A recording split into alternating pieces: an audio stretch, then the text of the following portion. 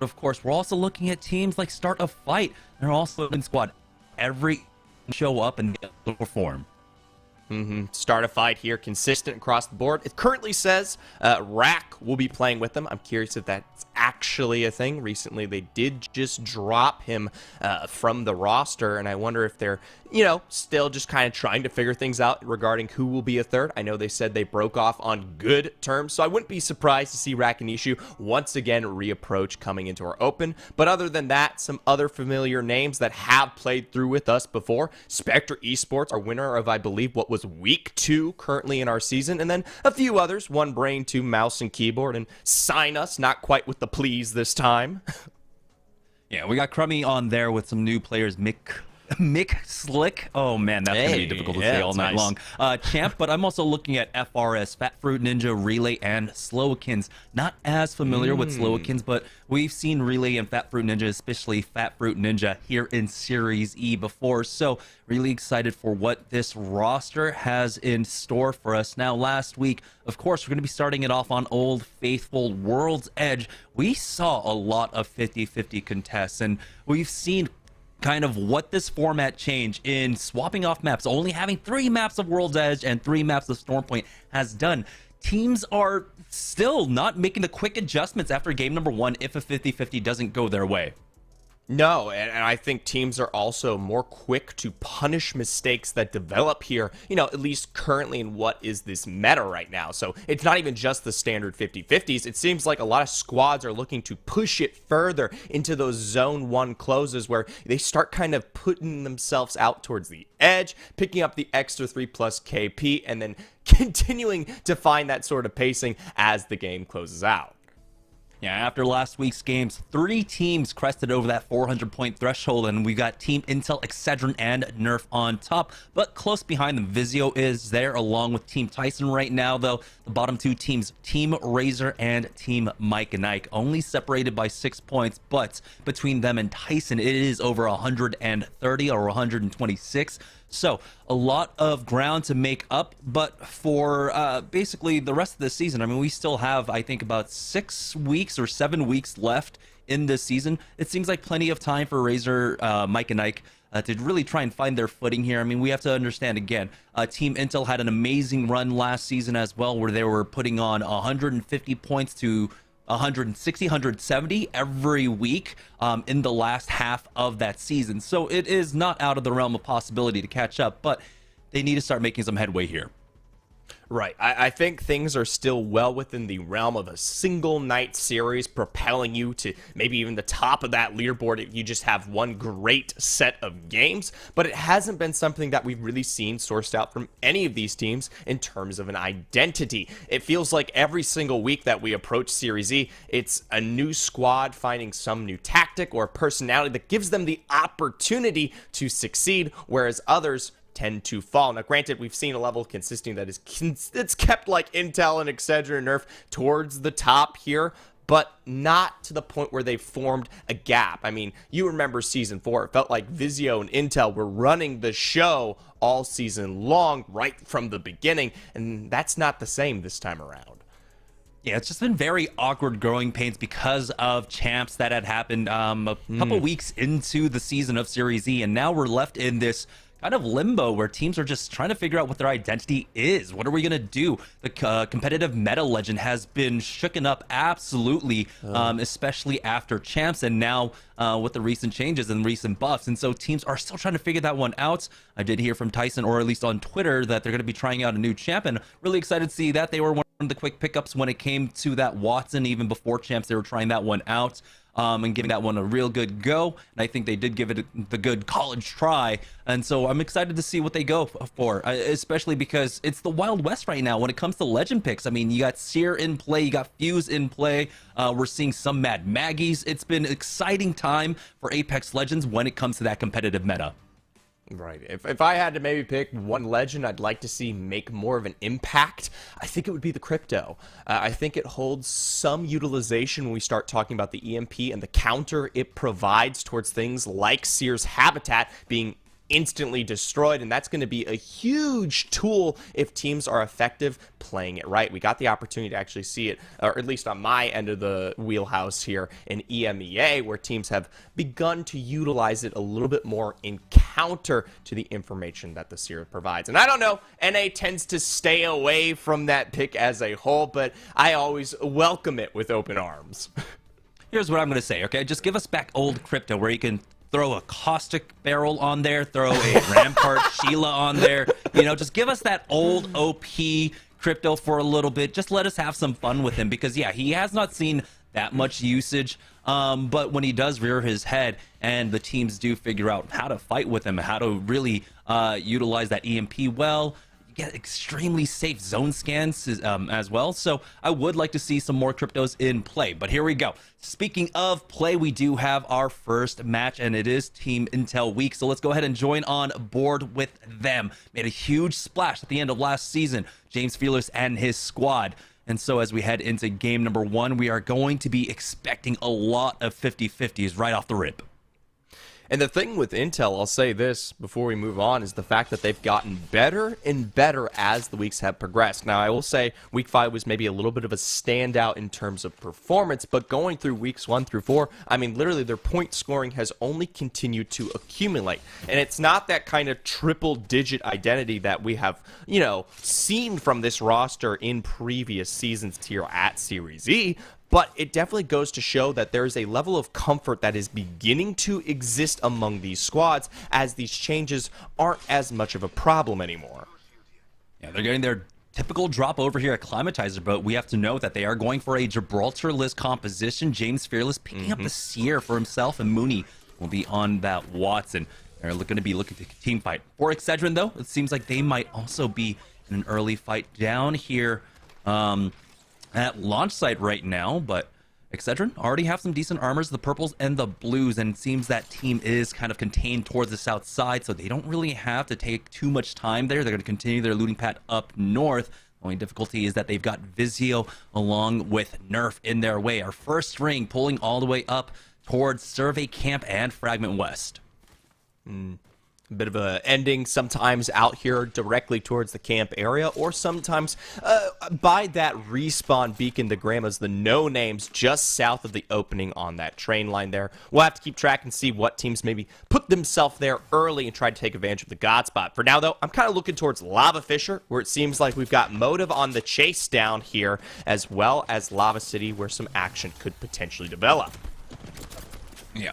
As we watch this fight unfold, though, we do have that horizontal Q being used, and oh my goodness, motive absolutely melting one. Charging forward now. The rest of the team, it seems like there might be one player off on the left-hand side, so isolated fight for motive here, and this is absolutely beautiful as they track down. Very nice. What might be the final player here in just a moment. Yeah, we saw them aggressive, pulling off of the edge of Countdown deep into the fissure area to take advantage of this 3v3, where they know they have a level of success in moments like this. A quick beam and a half there with the Prowler from Crow, and that'll be it for TOS support.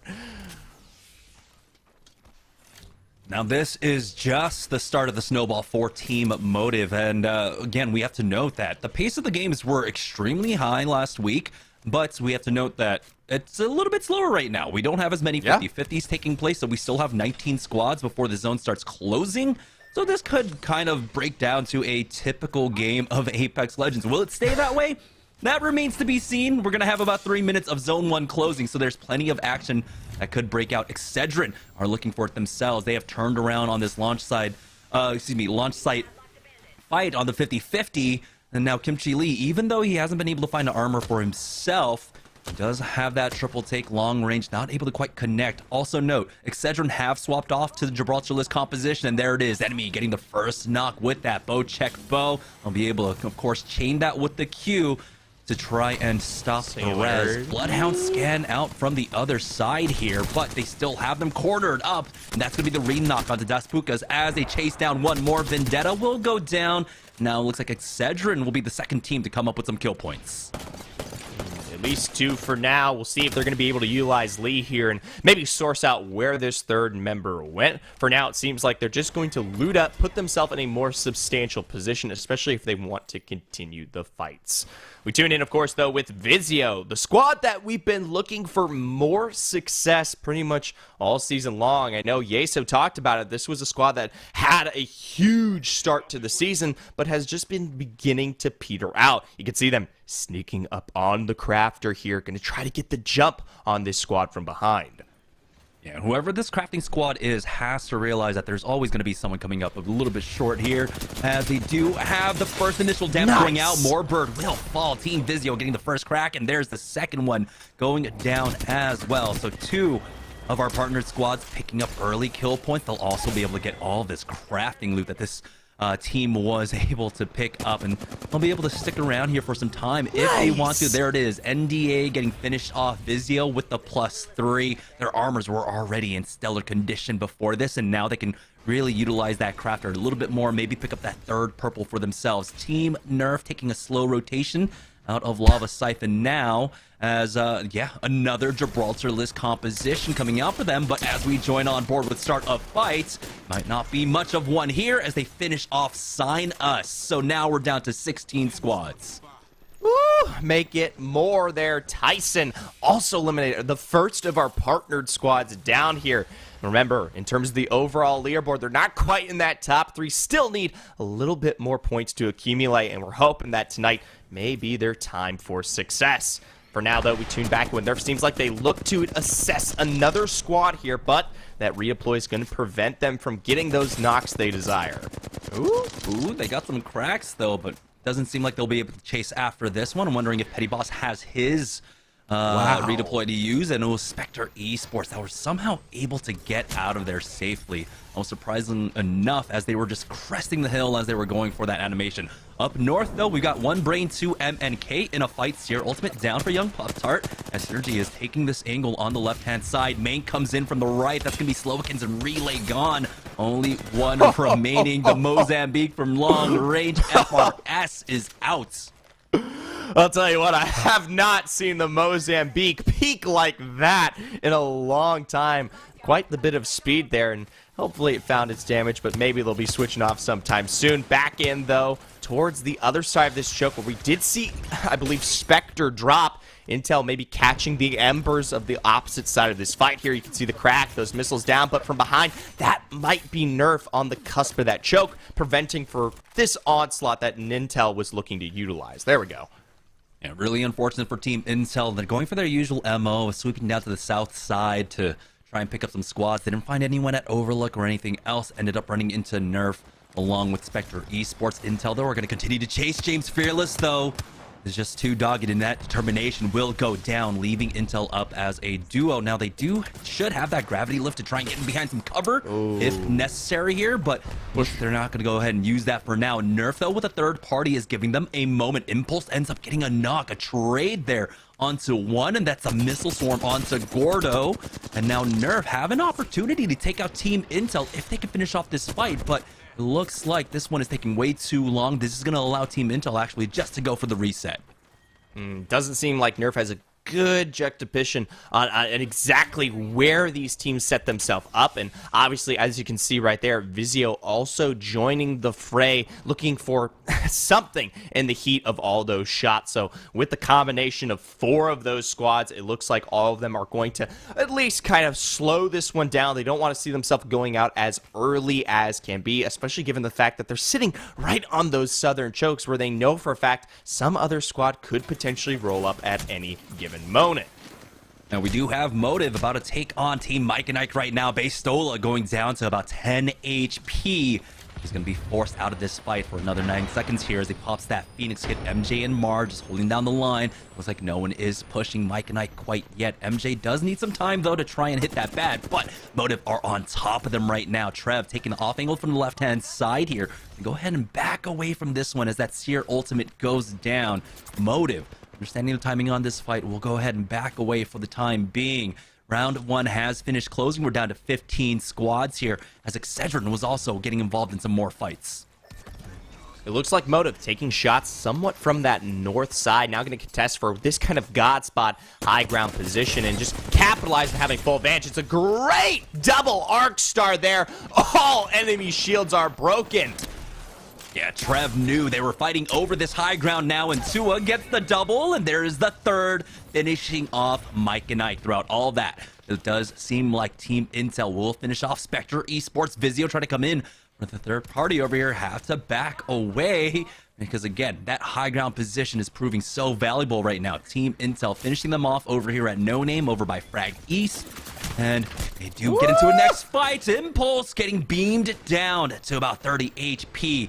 They got Mooney and James Fearless to try and hold the line. Impulse gets the bat off, stays alive, and now he has to clear his flank. 103 on 1 as he has to fight through the building now. One inside with that PK, hits that Q. Now he's got two people on this door ready to try and push in. Seer Ultimate to give them all the information, but nades are starting to come through. They got to be careful. James Fearless dropping down, does get cracked. Mooney himself is backing away. Impulse, the full and healthy member of this squad, as Mooney's still in the thick of things. But you can see that he's playing expertly around the cover here and utilizing that Seer Ultimate to know where the fight is coming from. Nades is going to force Mooney back for the time being, and it's a reset from either side. It's Nerf on the other side of this fight. Turns even has that interception pylon down inside of the building. Yeah. Taking the time defensively here, they now have the advantage of just retaining this second floor position. For how long it'll last, one big thing though is that both squads' habitats here from their Seer have officially gone down, so no more Epcots on the map. Now, I might have been crazy there, but I think it might have been ordnance and my eyes are fooling me, but I thought I saw something that looked a little bit like a knuckle cluster there for just a moment. Whatever it is, it looks like pressure from not only Nerf has forced Intel out of position, which I actually like. This zone is continuing to pull further north. Just get out of No Name. You have plenty of opportunities to reapproach once you actually put yourself in a position that will extend towards those zones 5 and further. Excedrin finding themselves in another fight over here. Fragment West. They've got actually two teams, one to their north, one to their south, inside of construction, putting them in a very awkward position. They don't really have the defensive tools to try and hold down on a siege. The best one is, of course, going to be that Seer Ultimate. They do have it for Kimchi Lee. So for the time being, it's all a waiting game here to see if any team actually ends up moving out of position to allow this fight to take place. For Nerf, though, they're going to try and take this high ground spot just to the north of Fragment for the time being. Force really able to utilize that passive to make sure as he crests the hill that no one is there. This ring continuing to pull over towards that train platform off to their west. We're going to see a lot of teams fighting over the high grounds in that area. Yeah, that Spire could be absolutely crucial for the endgame if you're allowed to contest and have at least that vertical disparity that does exist there. I do think it's a little too early as it stands currently, but you know for a fact that squads are already eyeing that one out. For Intel, we just saw them far east here. They put themselves right underneath Epicenter. They've got a squad poised just above them, and I'm more than willing to bet, yes, we could see across from them on the ridge as well. You've got another team there.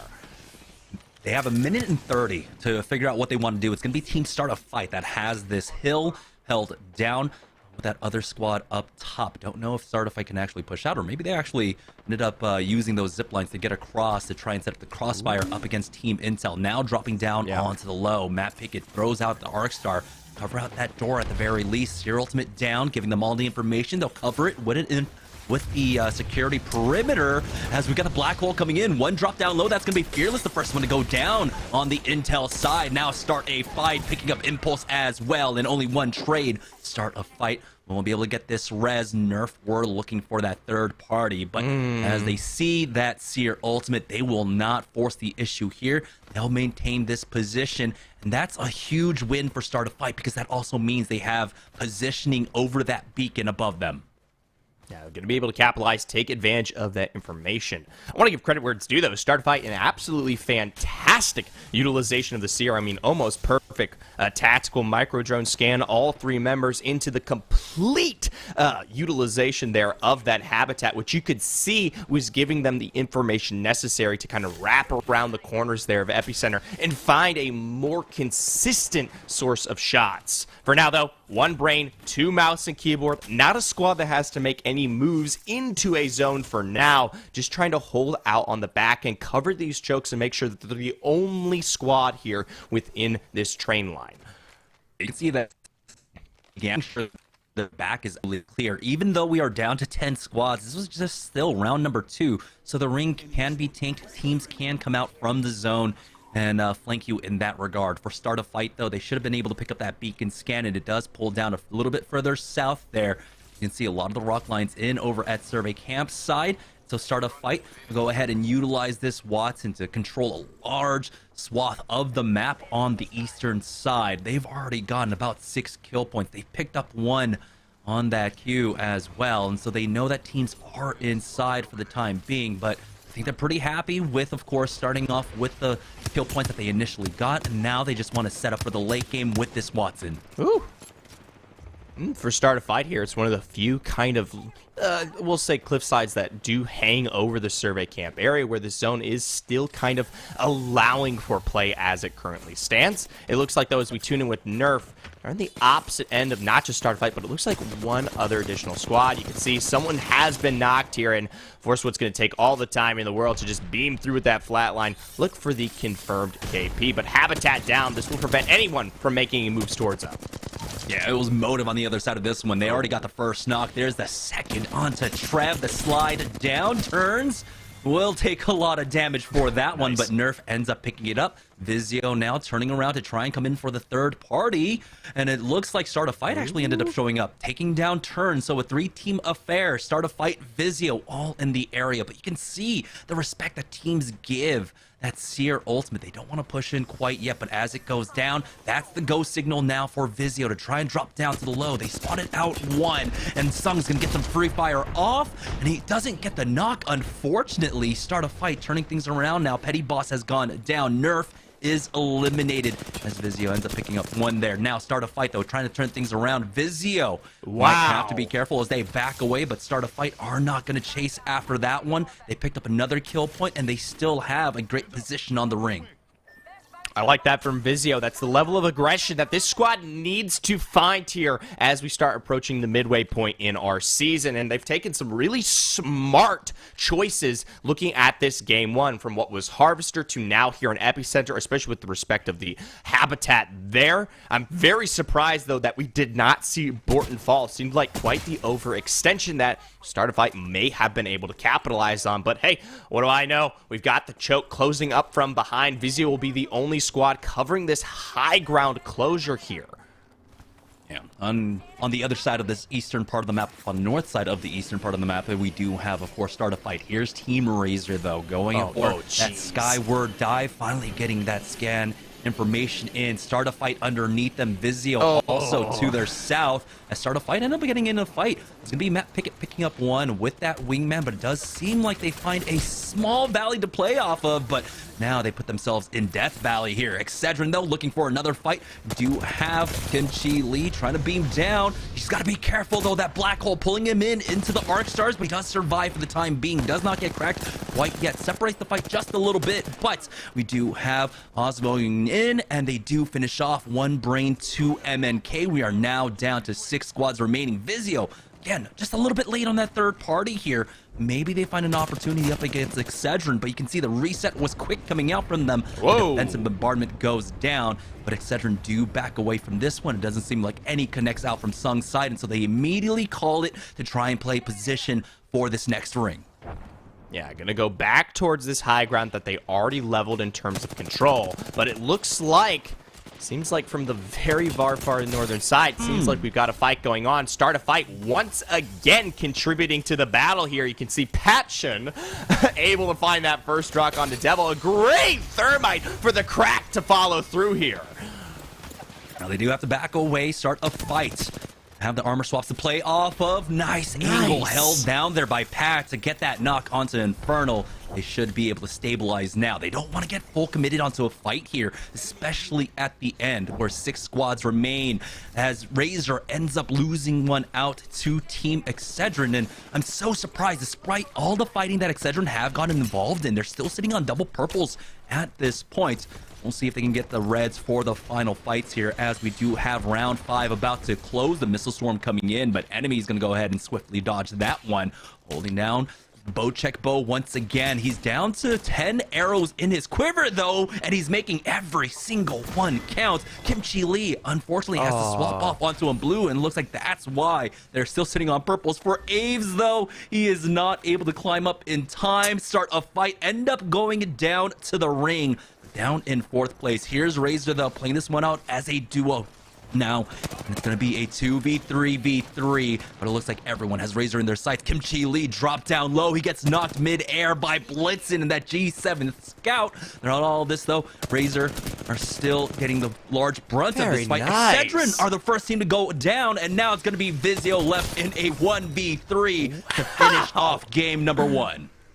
Vizio here picking up our first win of the day, and I gotta give them as much congratulations as anyone should be right now. Might have been a little bit early on the zone close there, but hey, I'll take any kind of success from this roster this late or this way into the season here. Like I was saying earlier, a lot of really smart decisions from Vizio across the entirety of that game 1, not from just taking fights, but also how they kind of retained themselves, held their aggression back. And I know we talked about how they weren't really quite quick enough on those third parties, but maybe they weren't trying to capitalize on them.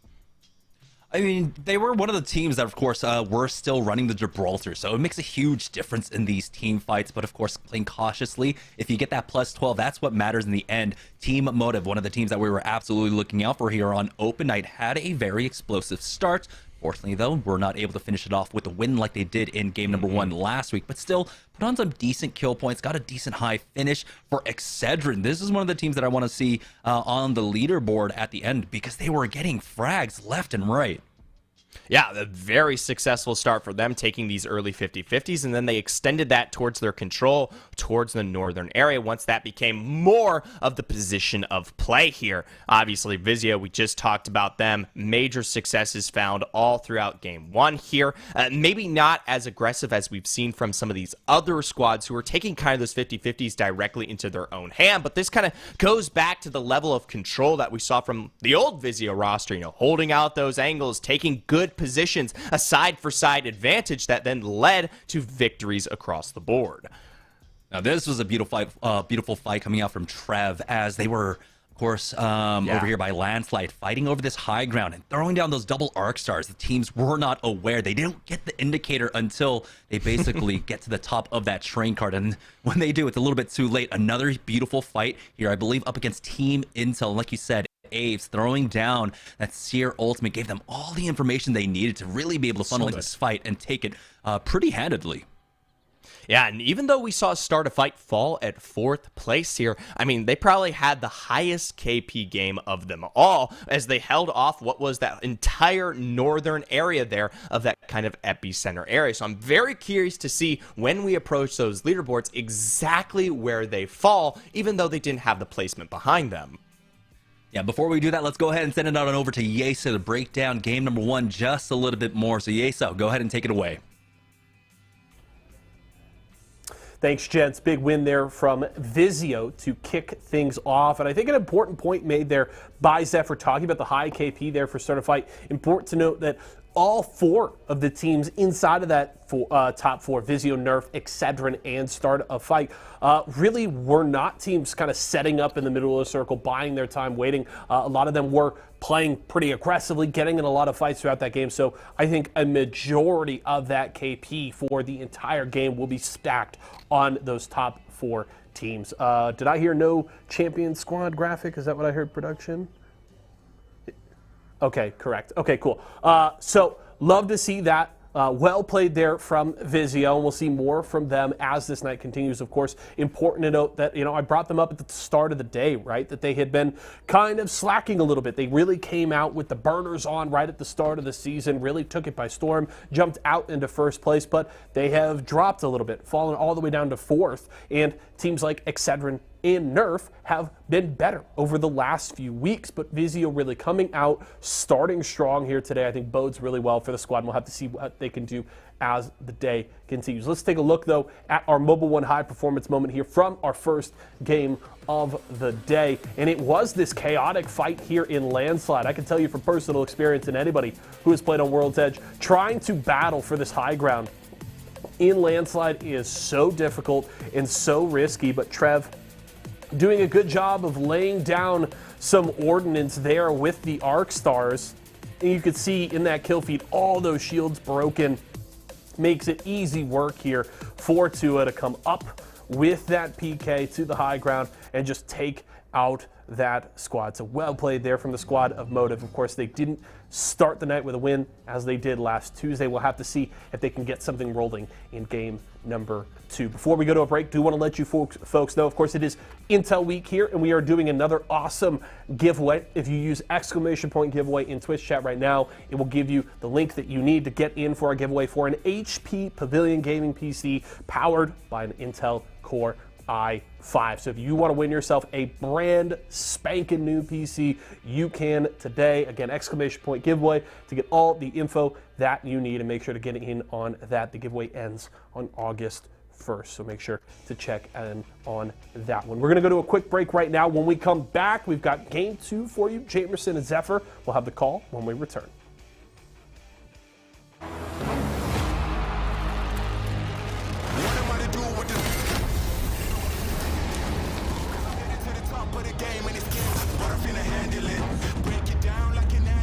I'll be loading up, they wanna package this. Pray for peace, pacifist, I'm never old enough to give a promise.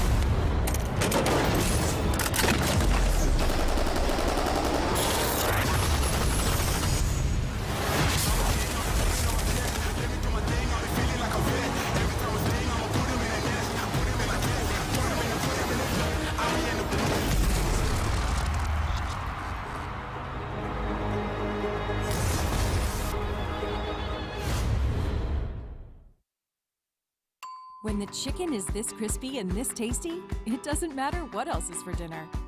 Tyson crispy strips are so delicious, they'll be your favorite part of every meal. More crispy chicken, more family faves, more to love. Tyson. The streak has been broken. It's been so many weeks since we've seen a partnered squad open up on open night with a win, and it was the team Vizio taking game number 1. So let's go ahead and check in with the Mobile One leaderboard to see where they stand with it, because it was a high fragging game for multiple teams. Wow. Team Excedrin and Start a Fight, both of course now tied in second place with 17 points. It was very unfortunate to see Aves going down the way he did at the end of that fight, kind of getting stuck inside of the ring. Imagine how many more points they could have been able to rack up in that game, but still a very strong start once again for Team Start a Fight. Yeah, a fantastic level of control throughout that entire game there, and might have been able to top it off with a huge gap had they actually been able to play around that zone as it closed through. I don't know who Pat is, but I'd love to learn if that's Rakanishu or someone else currently working with the Start a Fight roster. Either way, Vizio, Razor, sitting within our top 5 as it currently stands, as well as Excedrin, arguably 3 squads that definitely need the points in terms of our overall leaderboard, Razor and Vizio especially. Yeah, extremely strong start for them. We're just waiting on game number 2 right now. Again, we had that Northern Circle pull, and now here's the interesting thing. How did teams kind of adjust to what's going on in the lobby? We're not seeing as many 50-50s as we saw last week, and so that means when it comes to that round 1 rotation, there's going to be a lot more teams involved in these fights. We saw that Team Intel had to navigate around that one, almost going down early. James Fearless in that fight over at Fragment East. They have to learn their lesson. That they have to be able to read the server, read the lobby in terms of what's going on.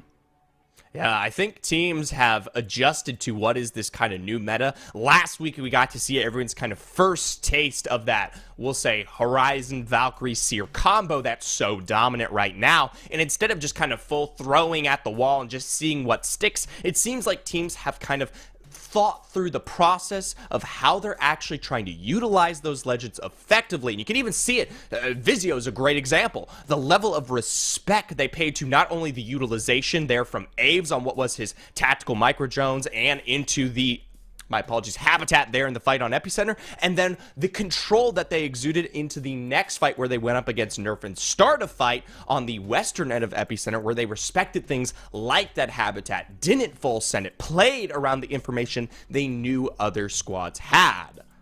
And the other thing is that Vizio ended up getting kind of like a natural buff, to their composition because they're sticking with Old Faithful. They do have Gibraltar still in tow, and without teams that aren't running it, I mean, it's not like we have other teams that are directly trying to counter it with a Watson. I mean, there were a few Watson squads, yes, but we're seeing a lot of Gibraltar-less compositions, so that means when they throw down that defensive bombardment, it can get extreme value without a dome of protection to try and counteract that, or without an interception pylon. So they are playing with a composition that they are used to. Other teams, of course, trying out new things are going to kind of falter in that regard. So really strong start. 20 points for Vizio. Let's join on board with them as we get into game number 2. Whew.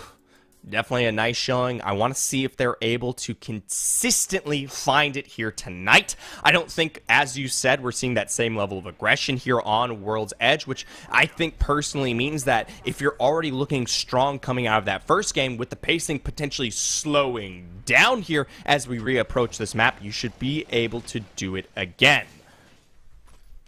For Vizio, remember, they started things off with a fight over at Harvester. Were able to really chain that to some great success. I believe in the crafter today we did have the purple backpacks, and so a lot of teams might have been struggling with their inventory throughout all this. Excedrin, they were in the few teams taking 50-50s right down here at launch side, and unfortunately for them, it doesn't seem like they were able to get that mid control for the armor. So Excedrin sitting on all whites for the time being. There's another team as well coming in a little bit late over towards the dome side. So Excedrin are going to have to be wary of that fact as well. Taking a look at our zone here, obviously you guys can see it. Countdown, Landslide, the big names on the map where most of these squads will have to position themselves here. And it looks like the pole will continue to drift outwards towards that Landslide area, which we both know can be one of the more aggressive sightlines for any of these teams to hold. Speaking of holding it down, Tyson looking to capitalize on this building, take advantage of those who defend it. Infernal, the first to drop. Yeah, Oxy, doesn't matter if there's a costing on the other side, he can just go ahead and get around that, as we do have the panel over the elevator. Now, one thing we do have to note, Z Davis is going to be picking up the rampart. Okay, so we're going to have some walls down for them along with Sheila, so that might be great. We'll see, though. They might want to go ahead and set up early, but possible third-party attempt. Nope, never mind. They're just chasing down the final member of this squad, Tyson. They went down relatively early in game number 1, so they do have to make up for some lost time here. Right, sat down in 17th in that first game, but more than happy to finish a squad instead going into game 2 here, and I want to see success from them, especially with that rampart on their belt. Meanwhile, Excedrin, this is that early 50-50 that we saw in game 1, looking to continue it forward, and then some. Ooh, but Oisven there with some great cracks found. This might be it for the squad. Daspuka, but Drez, a good response. No, this is a different team there, I believe. No, my apologies. Yeah, us accidentally walking past the last member there, but it does seem like they do pull off that finisher there. Ultimately, in the end, slide through will go down. Excedrin picking this one up, and they're going to be able to get purples all across the board. Now, again, there was a team over by the dome side. I don't know if Excedrin were able to spot that out on the initial approach for this fight, but they want to, they can go ahead and shift that way for a secondary fight. Continue on with the high kill points that they've gotten off of game number 1. Motive, though, was the other team involved in the 50-50 over by Lava Fissure. It does seem like they were able to chase down. They've already picked up 2, and I'm wondering if they actually finished off that squad. We are down to 17 teams here off the get-go. So this is mirroring a little bit more of what we were expecting from last week. Yeah, other than Tyson finding success coming out of this game, it looks like Motive and Excedrin kind of a bit of a deja vu scenario as they capitalize on this area. You can see, though, pings down here towards the south. I don't know if that's particularly a rotation or just some warranted movement towards the crafter to get themselves set up for what will be probably their edge, kind of slow rotation into this zone as they capitalize on some of those squads that don't quite have their own movement here. But with shots being taken, it seems like they've been spotted out. Yeah. Razor, they do have to be careful. They do have a very defensive setup with that Watson along with the Newcastle. But again, there's a lot of open ground here. And so the Newcastle won't get as much value. He really does want to play into some chokes to control with his ultimate motive, trying to turn around onto this one, close the distance up against Razor. And so Razor have to be very defensive. They have to be on top of keeping them back, as we do have that black hole coming in. Boxa T will be able to just juke that one out along with nades. They do, again, just concede ground, back away, and try to get the one clip on them from far range. We do have the nades coming out the flank from the right-hand side, and they are on top of it. Intel, though, find themselves in a fight over here at Epicenter. This time around, though, it does seem like they are getting the better of things. They charge forward. Nice. We're going to go ahead and clear out that Seer ultimate, charge forward, and take out TOS support. So now we're down to 16 squads. As they get one more. There we go. Darkstar Esports eliminated. 15 squads now remaining here as Motive continuing to try and find this fight over at Lava Fisher, but it does seem like they are going to go ahead and back away and continue their looting path. Hey, for Intel there, though, just to touch on it, I like the fact that they actually make a rotation much more heavily towards the epicenter area and don't kind of full send it down towards where we saw them getting caught out a bit towards the no-name above the chokes there. So for Intel, it's an early 3KP. Tyson was in the area looking to potentially third-party take advantage, but I'm glad they got the same read that we have dramatically. It's the idea that Intel's more than fine to potentially turn around and take a fight up against you. So for them, they're just going to hold off for now, play frag. For Team Tyson, they just narrowly missed out on the squad going for that Valk redeploy here. He doesn't tag them, but Z Davis will be able to charge forward. He does have that Sheila ready for the next fight if they need to use it, and you have the pings going down, so they're going to start working their way on in. Now, if they wanted to, of course, they can slowly creep up with those walls that the Rampart does provide here. And so if they want to try and maybe play off of the chokes, they have the possibility of doing that over on that landslide area. Of course, picking up the LMG, the Spitfire in the hands of Z Davis can be absolutely deadly with that Rampart passive. I'm curious, correct me if I'm wrong, isn't the Rampage in Crafter? Right? I'm not entirely too sure, but they at least have Rampage. They at least have, of course, the Spitfire, and so one LMG is definitely enough. Yeah. No, I'm not saying you need two. I was just curious. I think I'm more impressed by the mindset of Z Davis there. He's obviously taking advantage of Rampart full send.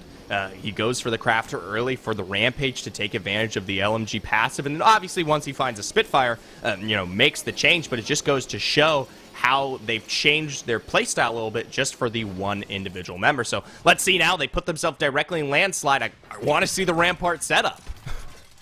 Yeah, Oxy Aries just keeping an eye on the teams inside of Landslide. There is one up top right now, and the action has slowed down once the ring actually started closing here, and we've been at 15 squads for a good minute and a half now, and so it does seem that teams are not as gung-ho as we saw last week. For Excedrin, though, they're actually sweeping around to the south-hand side. They've used that redeploy. Nerf is in a fight inside of Landslide right now. This might be an opportunity for third parties, for squads. No, the black hole goes down just before Force. He can actually toss down the interception pylon. He's trying to back away, and he does actually slide down in time. But this squad is going to go ahead and Bloodhound scan forward. Petty Boss holding the angle for his team on that stairwell, forces them back, and now here comes Team Tyson with that third party. Nades from behind, and now Z Davis with Sheila ramping up, looking to try and punish them out in the open. They barely get behind cover as Oxy Aries gets the first knock. Now he will fall for his efforts though, but Team Tyson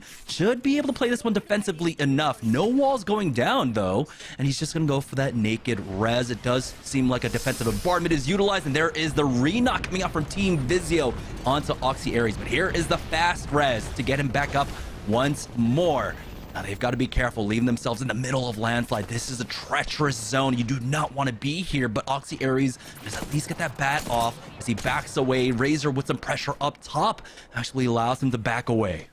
Yeah, the utilization playing right underneath them there gives them the opportunity to get back to that cart that they originally played through. But I got to give a hand towards, the my apologies, Tyson team here. The level of aggression that they've come through into this next game definitely gives me a little bit more I would say, confidence in what they have going for themselves there. There was a bit of a mistake. We did see the Sheila targeting Oxy instead of the enemies there for just a moment, but hopefully next time around we could see a little bit more leveled control here from that roster.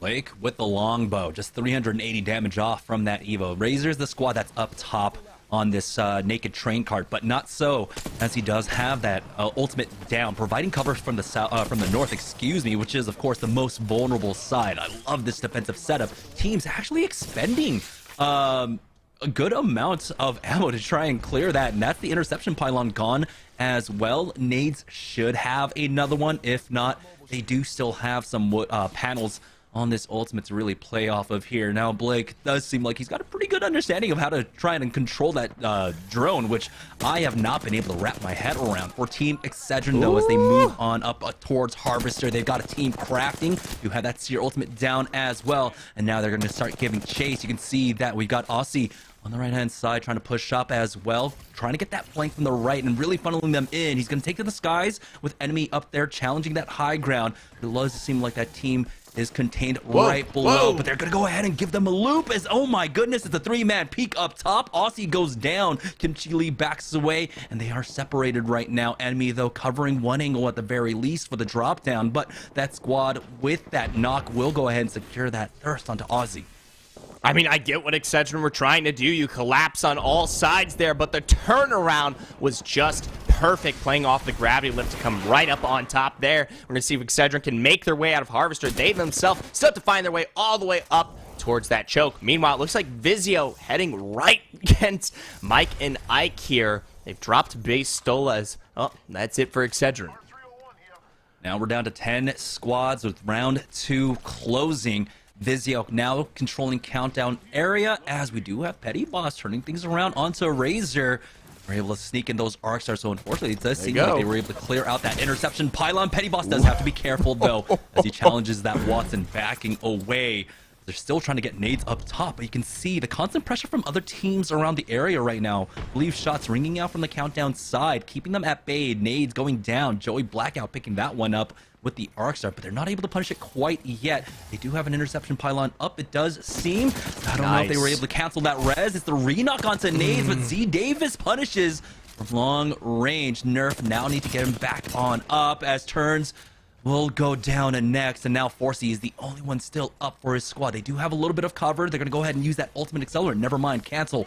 Go for that res instead. Tyson trying to force the issue here. Oxy Aries, every team that tries to go up to punish is getting punished themselves. Boxa T is currently the king of that hill. It's Oxy Aries now getting rezzed up by Joey Blackout. Here comes a beautiful arc on the Thermite. It does seem like it lands a little bit short, unfortunately. And so despite all those knocks, Tyson, Nerf, no one can punish Razor here, and they're able to get back up and stabilize.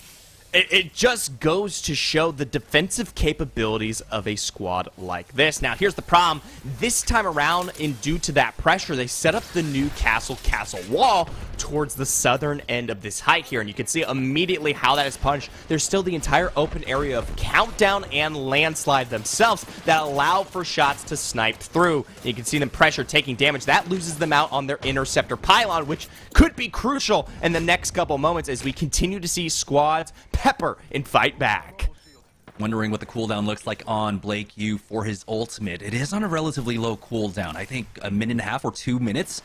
Can't quite remember at this point. So he might have another one very shortly ready for them. So if they need to maneuver with it, they can of course drop down. He can get pretty far with it himself, but they are still remaining the focus of almost all the teams in the lobby. And that's kind of what happens in this odd game state, where we're already down to half the lobby in round number 3. That there are less teams that other squads have to worry about, so they're able to freely poke across, and that is what they are experiencing right now. For Team Intel, though, they're still playing on the eastern edge. Impulse keeping an eye on their south for the time being, just so they can have this choke to themselves. Oh, you can see Intel there just slowly starting to breach. What is ahead here? Mike and Ike, who we saw fall fairly early in combo with Base Stola dropping there in the midst of Countdown. now reduced to 2. Mar and MJ trying to hold Alf on the sniper tower. We both know that while this can provide you some great angles to find damage when necessary, it's also the target of just about area, much like what we're seeing from Razor on the south side of the zone. You can see Intel already setting up ordinances to the sky, an arc, a nade and 2, a double crack found, make it a little bit more. And they go instantly in on that one as they get the first knock on Samar, and now there's only one remaining. MJ answers back as Mooney going to try and get back with this squad, but for the time being, Fearless is just going to go ahead and secure this thirst and back away as they need to get Mooney back on up. But the trouble is they don't have something that provides cover for a free res. You can see Ingles being taken up there. Matt Pickett ends up getting the knock onto James Fearless, and now Impulse is the only one up. This is only a position that's tenable when you have something like maybe a Caustic even to provide just a sliver of cover at the very least with some barrels, or if you have the Gibraltar to try and go for that res. But you can see teams less and less likely to try and take that position for start a fight, though. They are playing the fence line. They are playing the truck out down by Countdown. We'll see if this one continues to pull up towards this clearing in just a moment. No, this one pulls down south. I don't believe that sniper post is in. And speaking of snipers, we got A's with the Kraber in hand. Oh, and I love the angles that they've got set up for themselves. Hopefully they'll be able to play around some of the exposures ahead. Micro drones up towards the sniper tower for now. We'll see if Aves might start trying to extend a few shots. One thing for start a fight, though, that they've got to worry about is I'm more than sure that they still have teams set up in Countdown who will be looking for a rotation of their own that they will have to compete against. Love this angle from Aves, though. You got the collateral there. That's going to be a full 250 damage across the two of them. Because go for another one. Missile Swarm to try and finish them off. But it does seem like they're going to survive for the time being. Not quite able to get a bullet across that railing there, unfortunately. But Aves still, the damage has been done. Doing a lot of work for that Evil Shield at the very least. Is going to go for a third attempt onto this one. There was a knock onto one. It does seem like up top. So maybe that 750 HP shield will be enough. Intel is knocked out. That's going to be Blake Yu with the longbow picking that one up. Now start a fight. Have to start worrying about that rotation you were worrying about. And Vizio were in Countdown, and they still are, as it seems like possibly another team is here as well. And so they've got their work cut out for them. But if Start a Fight can pick their timings, never mind. They're just going to go straight on in, getting the knock on to Mink. But they have to be worried about Vizio on the other side. Young Pop-Tart goes down to Sung. Matt Pickett barely getting behind cover here. And now the ring's about to close in. So there's going to be a mounting pressure onto all these squads as they have to move with the zone while dealing with two teams on the rotate. And we know for a fact there are a plethora of squads who still have great sight lines here towards the north as they've set themselves up in Landslide itself, who might be able or willing to put down damage. For start fight, they finally drop. They've got a bit of a scan here on Vizio and maybe waiting for them themselves to find their way down. But it's not before Pat takes a knock of his own there from Crummy.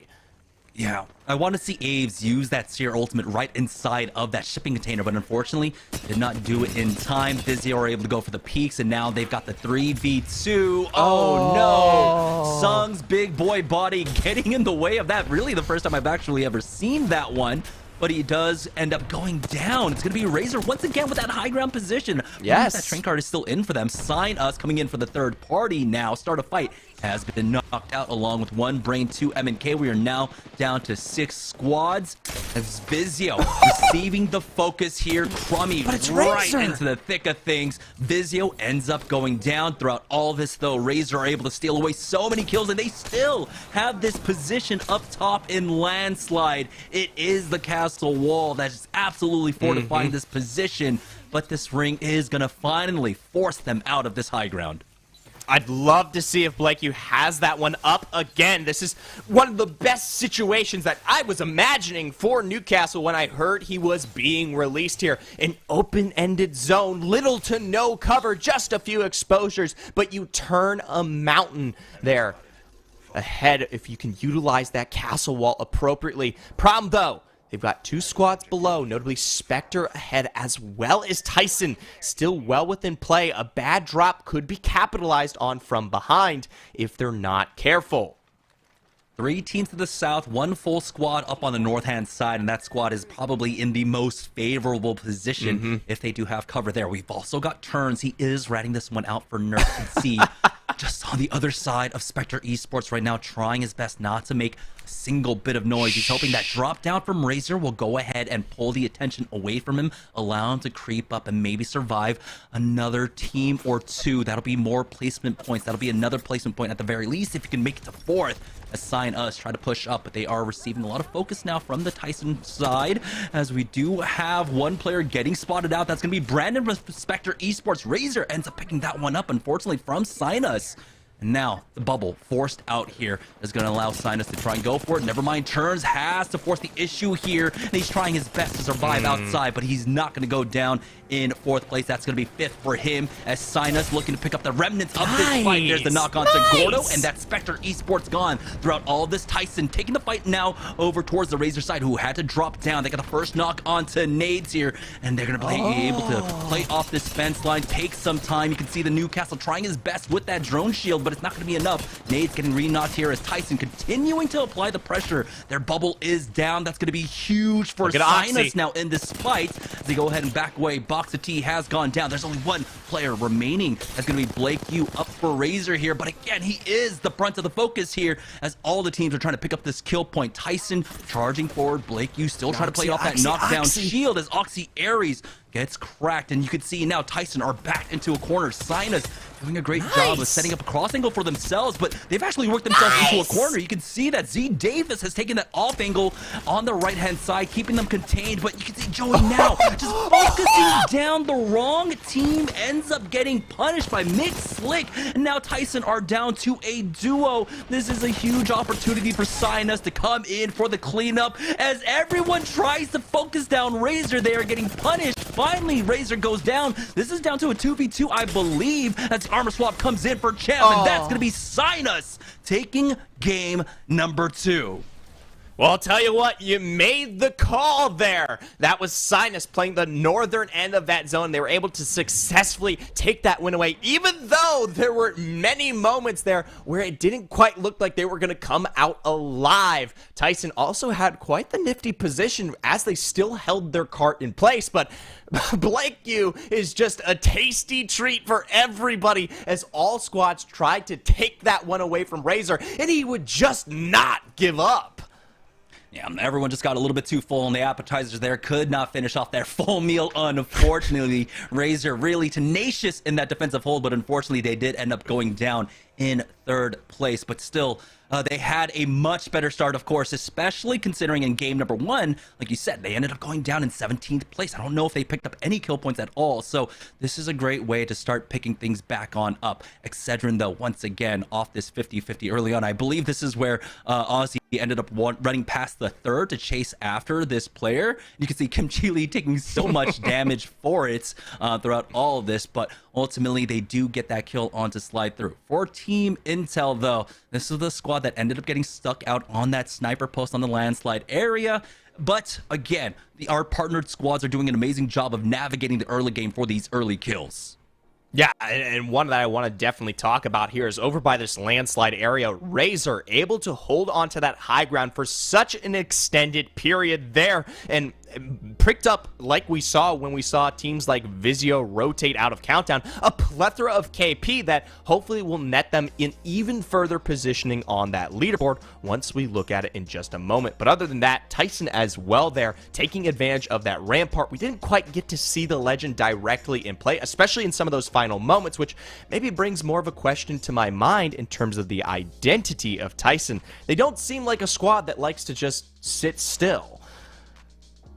Yeah, it's awkward, especially trying to figure out exactly how you want to play with that Rampart. She does seem like a defensive legend, but you can tell that Sheila can be an overwhelming presence in a lot of these fights. But again, we saw there at the tail end Sinus coming up with the win here in game number 2. Let's go ahead and send it over to Yesa to break down the stats for that game.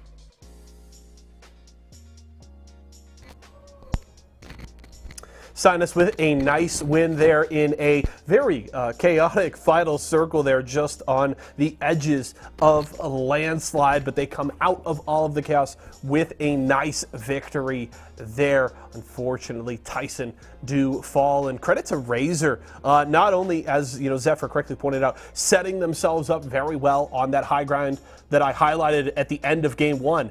It's difficult to take that away from a team, and that's before you even consider someone setting up there with a Newcastle and a Watson that make it completely untenable to knock a team off of that positioning, and they played it well, parlayed it into a top 3 finish here and plenty of KP, so well played there from Razor. And also I have to note, how about start a fight today? They've had plenty of action in these early games, and they've been the intel hunters here through 2 games. Found them in game 1 at Epicenter, wiped them out, found them just on that Cypher Tower east, I should say, of Landslide there in game 2. While they didn't get the final KP, they were still making Intel's life hell there. But let's take a look at our Mobile One high performance moment here for our second game of the day. Of course, only one more left on World's Edge here for today, and it's going to be this late game action, this final circle as Tyson, they recognize so many of these teams have tried to invest resources to clean up Team Razor, and Joey wants to get in there but gets punished, exposes himself to the crossfire between Blakeu and Sinus and gets knocked, and then all of a sudden all hell breaks loose, because as soon as Sinus sees that one player knocked, they know that there's only one player on that third team. It's that single rat, so they know they now have the numbers advantage on both squads. They quickly slide in here, and despite Crummy going down, Champ and the rest of the squad, Mixlick, able to clean up and grab the win there in this second game. It's just really well played there. The patience from Sinus, recognizing that, if you go a little too ham trying to chase down that one rat, especially when it's a Newcastle that can set up castle wall as well as his mobile shield, you're going to have a hard time taking him down, and you expose yourself to that other squad. Tyson, unfortunately, makes that mistake, and they get punished for it there, and Sinus with a very nice win there in game number 2. We're going to go to a break right now. When we come back, it's our final game on World's Edge here for today, so don't go far. We'll be back in just a few.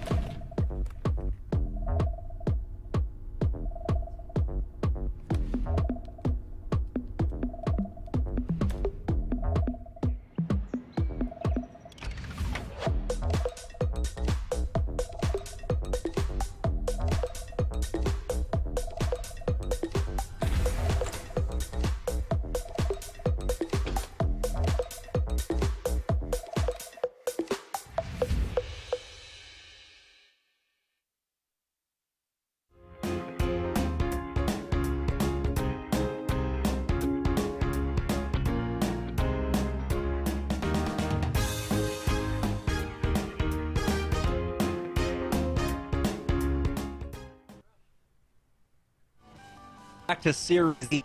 It was Sinus that ended up getting the win there in game number 2. Let's check in with the Mobile One leaderboard to see where everyone stands after that. And Team Vizio ends up in first place with 26 points, but Sinus does get the tiebreaker there because they ended up getting that dub. 26 points for themselves, but Excedrin, Team Razor, and Start a Fight keeping pace with them, only off by a few points each.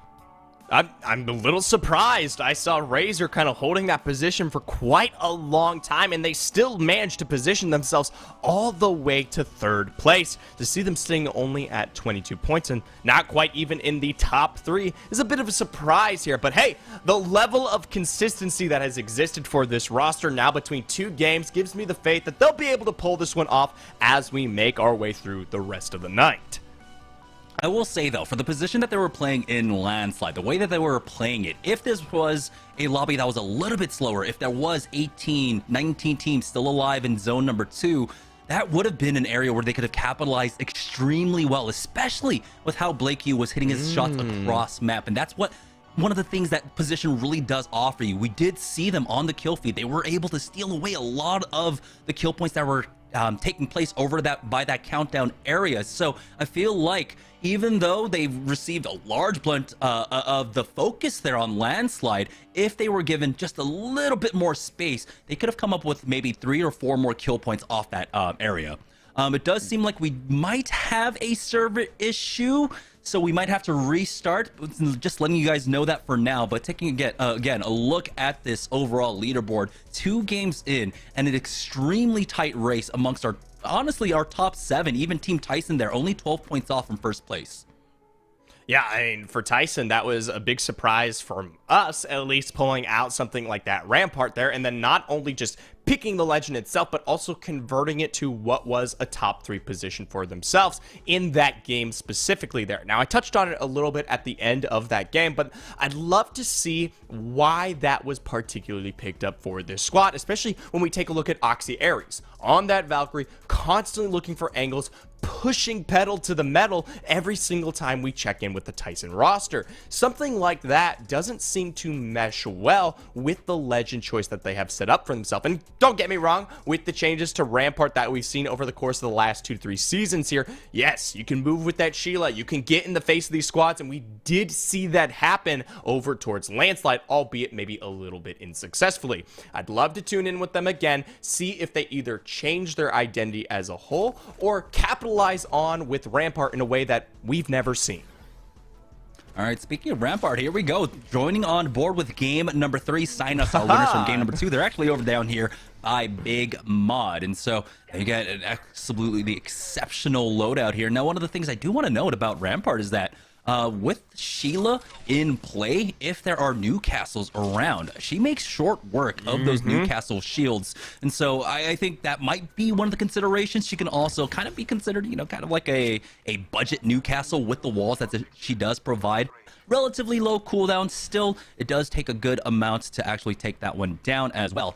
For Excedrin, they are going, or looking to go 3 for 3 on this 50-50 down here by launch site. Already. Valkyrie shield broken from across the ways here towards launch site. This might be the go button for this roster as they continue to maybe potentially take their time, loot up. Something that I want to note immediately on that map, though, is look towards Dome. You have a rotation already coming through directly towards the west. That's a quick loot and go for that squad who's potentially looking to third-party the action this time around, as well as up towards Lava Fissure, our fight with Motive taking place once again, but another squad rotating from the west of Landslide. Now, again, this is one of the things that we noted, that when we swapped off from the 6 games of World's Edge to 3 games of World's Edge, that you have less time to make that adjustment. So here, finally, on the last map of World's Edge, we are getting that Dome rotation out. This time around, it does seem like Excedrin are playing this one a little bit more passively, playing the inside over by the choke instead, not getting funneled into possibly a very terrible spot where they get third party. For Team Tyson, though, they did have a 50-50 in game number 2. It doesn't seem like they have it this time around. Excedrin, though, are going in for that fight. We've got the Seer ultimate down. They note out multiple bogeys on that one, so they do have to be careful here. I want to make sure that they actually saw on the left, and they do give presence to that one. You can see instantly one of them backs away, but they get the first knock on Snoopy Bites. They want to charge forward for more. They got to be careful. 90 and the 45 to turn around on the 85 TCB. This was the squad that came in for the rotate third party, instantly got swiveled on. Slide through goes down as well, and Excedrin survived this 3-team fray. For Team Tyson, though, they've already got the Sheila set up here, and she can bust through the door, and she's gonna bust through that Gibraltar, sliding in now for that Valkyrie, having a little bit of difficulty, but he will ultimately take out Infernal, and Z Davis shows us the power of that Sheila. There we go. That's the aggression I was looking for here from Team Tyson to capitalize on what makes Rampart so strong. They'll continue forward here. It's Oxy with that mobility to potentially pick up this third and final member. You can see him on the cusp of the edge of our train line here. Finally, an area to see forward. Holy Trinity eliminated, taking us to 17.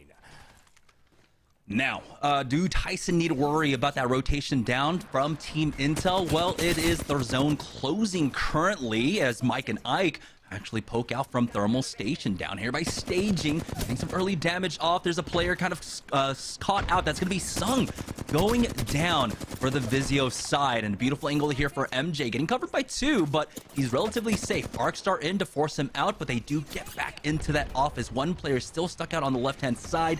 Mike and Ike playing things just a little bit slow, even though they've gotten that thirst onto Sung. They know it's a 3v2. They're worried about a possible third party, and it is showing up. NDA is here with that Beast of the Hunt popped, but it looks like Mike and Ike made the call early enough to try and make some ground, to try and get away from the scan. Really not getting anything for NDA at this point, as Mike and Ike expertly navigate this third party.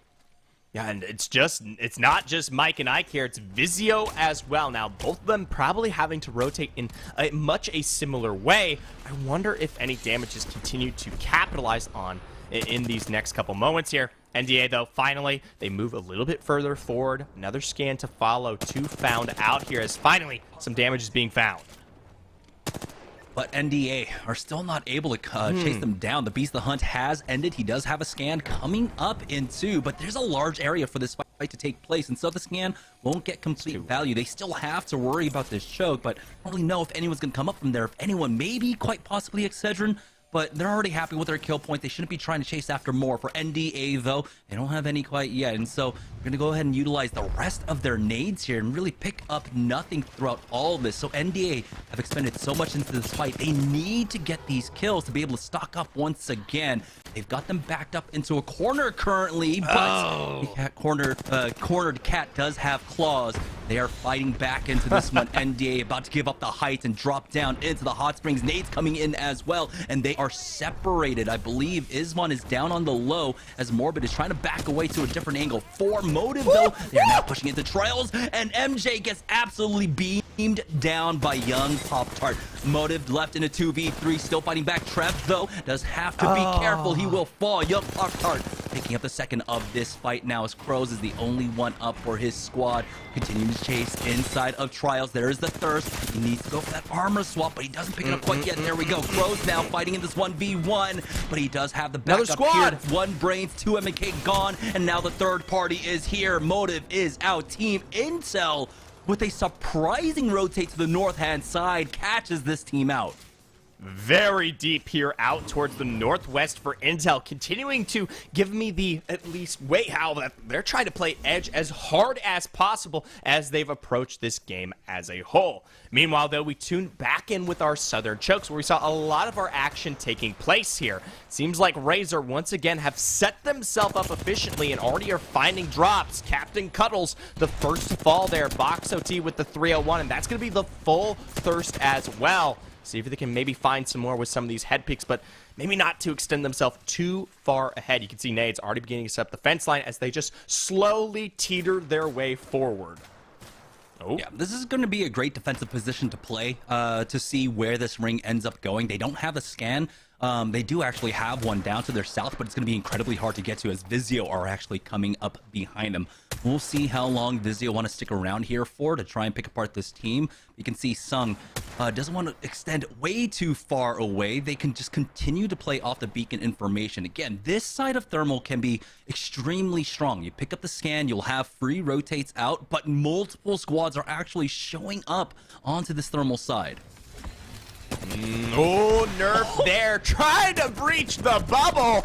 He's got an angle and a half, but he can't quite find the shots there. Petty Boss, just a moment too late. Big split is found. Yes, they did break some of those legends there. I wonder if they're going to keep pushing this one forward. We know for a fact, though, that there's a plethora of squads sitting on those houses on the choke who are more than willing to potentially capitalize on a weak drop like that. But the kill feed says otherwise. This is really unfortunate for Nerf because they ended up coming out of Lava Siphon with only blues, and then they also did not have access to a replicator inside of Harvester. So one of the worst lucks in terms of loot that they could have possibly gotten. You can see now why teams are starting to come into Thermal Station. This could have a hard pull south. We do have start a fight set up in the Rotunda building. dead center inside of Harvester. There's a team playing the pipeline there, but for the time being, start a fight. They've got the interception pylon, and they've got the tools to really utilize this to convert into Evo shields for themselves. So while they might not be able to pick up as many kill points, they should be able to farm up the Evo shields. It looks like Excedrin are looking for another fight of their own currently on the outskirts. That's going to be Nerf on the other side of this one, and we were talking about that armor situation, and it's easily punched through by Excedrin. Possible third party coming in from the other side though, and so Excedrin do have to deal with that. It does look like they're trying to funnel into one side, at least secure this thirst onto the knock that they've gotten, but it has gotten away from them for the time being as they consistently have to deal with this threat. Ozzy will secure that thirst onto Petty Boss at the very least, as Excedrin pulled back from this third-party attempt. Now Team Intel over on the Harvester side coming up behind Excedrin here. And actually put a spanner in the works. They've got a Gibraltar, they've got Z Davis on that Rampage out by himself, and now Team Tyson about to lose out on that Sheila. Intel sending a bit of a message. Maybe not as fans of the Rampart as we are. Just a little bit of a cheeky interaction there for Intel. They've got a squad just to the side here on Harvester that they could accelerate upon. Seems like, though, they might not have as many cooldowns as necessary to find as much success as they may like. Looks like, though, back towards the train line here. Nerf officially fully wiped out. Got another squad also in play here that Excedrin continue to look to aggress upon. Yeah, it was the third-party attempt. Now they are stuck over here on the train line as OC gets some decent damage off, and there it is. Enemy with a 30-30 gets the knock onto Isvon. I believe he was the one that was playing the Bloodhound here, so they can continue to take... No, he was playing the Horizon, actually, as they back away. Team Intel, though, nice Q there. Gets great information. The Thermite to try and cut this one down. He is burning, but he's dishing out the damage. Charging forward, there's going to be 2 knocks. That's going to be Tyson knocked out now, down to 12 squads. Zone 2 still closing up. And now Team Intel are just heating up. For Excedrin, though, they've already gotten 2 team fight wins, at least 6 kill points. They have full control over this train line. They still have to worry about multiple angles in trying to hold this one down, though, and they don't have the Gibraltars, so they have to play this one close to the vest. I do like Northern play, though, on this circle. We did get to see it, a few minutes ago there. It's the split between the choke here. Still a little bit of staging, still a little bit of thermal here. And usually when we see zones like this, I tend to put preference towards that Northern side because it allows for rotation, at least over to this angle where you currently see Vizio set up if necessary, whereas on the other way around, you get a lot of squads that kind of come out of that thermal station POI and can potentially put pressure down if you're a squad like Vizio and you aren't able to retain the best defense. Now with that next ring pull, it is still 50-50 between staging. It does have favor thermal, maybe 60-40 overall. And for Team Vizio, if they can actually maintain this position, the ring does pull down towards that platform where you can see that replicator credit right there. That's basically where I'm expecting this ring to pull if it does continue to come down to the south. Vizio will have one of the most dominant positions to hold that one down. Sentinel Mastiff in the hands of Sung, but he is getting tagged up from that northern side. Does have to be careful. I'm trying to remember which squad was holding that choke down.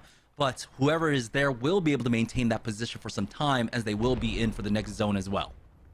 I love looking out towards the west there with Razor, and you know they're the only squad abusing the Newcastle. It feels like looking at 100 Thieves, like during the championship scurry there, and maybe Razor taking some notes. Doesn't seem like a lot of teams really capitalizing on that Newcastle. And I'm just, a personal side here. I think a lot of squads kind of thought Newcastle was to be a replacement, a defensive option instead of Gibraltar, and that really wasn't the case. But few have really learned the strengths of this legend, and I think it has its own impression, albeit a little bit differently. Razor showing us that tonight. Meanwhile, Intel, though, chasing down the choke.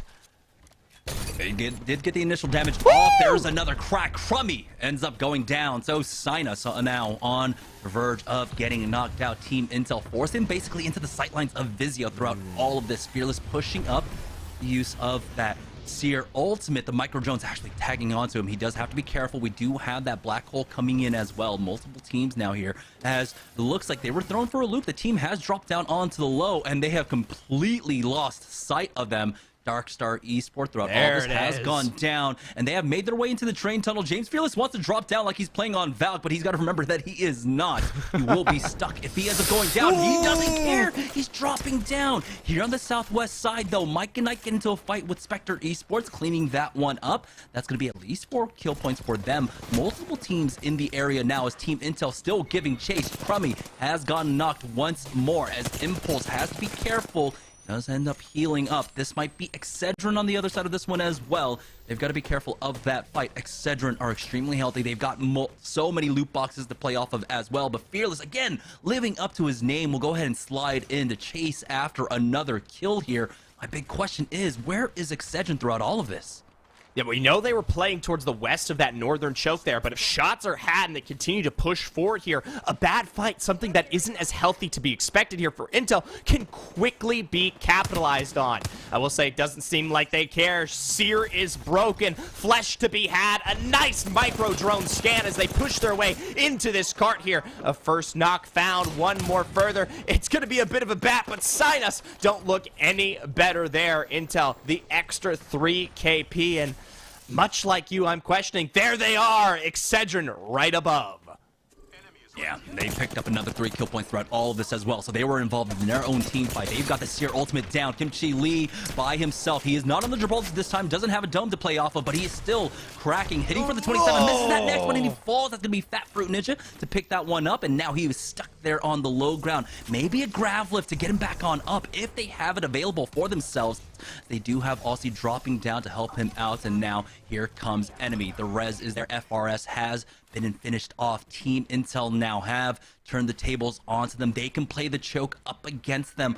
We'll see, though. They might have the opportunity to go for the skyward dive off the low ground. Team Intel giving them a lot of space, and so they will be able to avoid a lot of that vulnerable animation on the skyward dive. They have not taken it quite yet. Fearless now setting up on this angle, has sights over them, catches them looting, almost gets the crack onto the blue shield there. Now Team Intel, with 30 seconds to go on this fight, have Excedrin on the ropes, but at some point they might have to call it for themselves because they need to move in from the choke. Intel want that KP. They want the smoke here. Down the low ground, lead the first to fall. The turn is enemy. Ozzy trying to escape away. Ozzy to fall. It's enemy's job to find the escape here. A bit further on the very edge of staging, but that choke doesn't give any kind of cover. Shield broken. Fearless to take a buff here. See if they can finish the job. Right into the skies there. A few shots will do them in, but they don't quite land it. It does set Intel, though, in the prime position to walk their way down right into the next choke. You can see once again that ring does end up pulling towards that crafting station there. Crazy. And the platform will be hotly contested. There will be some cover to play off of as Mike and Ike pushing out from that ravine. Have to be careful. There is a squad already set up in that choke, and so Team Intel might just skyward dive past this one as Mike and Ike are trying to deal with this fight. There's even a possibility that Intel actually drop down onto this one. Speaking of dropping down, enemy by himself gets the knock onto Mar, and it looks like multiple squads are trying to chase after this one. Vizio, though, versus Razor. 1-for-1 exchange. Box of T has fallen. Nades trades at least a 90 damage before he goes down. Blake Yu has to go in to try and help out his squad. We do have the singularity being used as Blake Yu will take the moment to hit up that bat in the 1v2. He's got that nade to go on in. Doesn't really get it up onto that into that second floor. Let's see if he can try and climb up to find an off angle, but you can see it's already being covered there as they should be trying to hit that res. Mooney from Team Intel comes in on that Mike and Ike fight, and this might keep Team Excedrin alive throughout all of this one. Yes, he is still ratting this one out. Vizio ends up getting the knock onto Box of T. Blitz keeping that fight alive for now.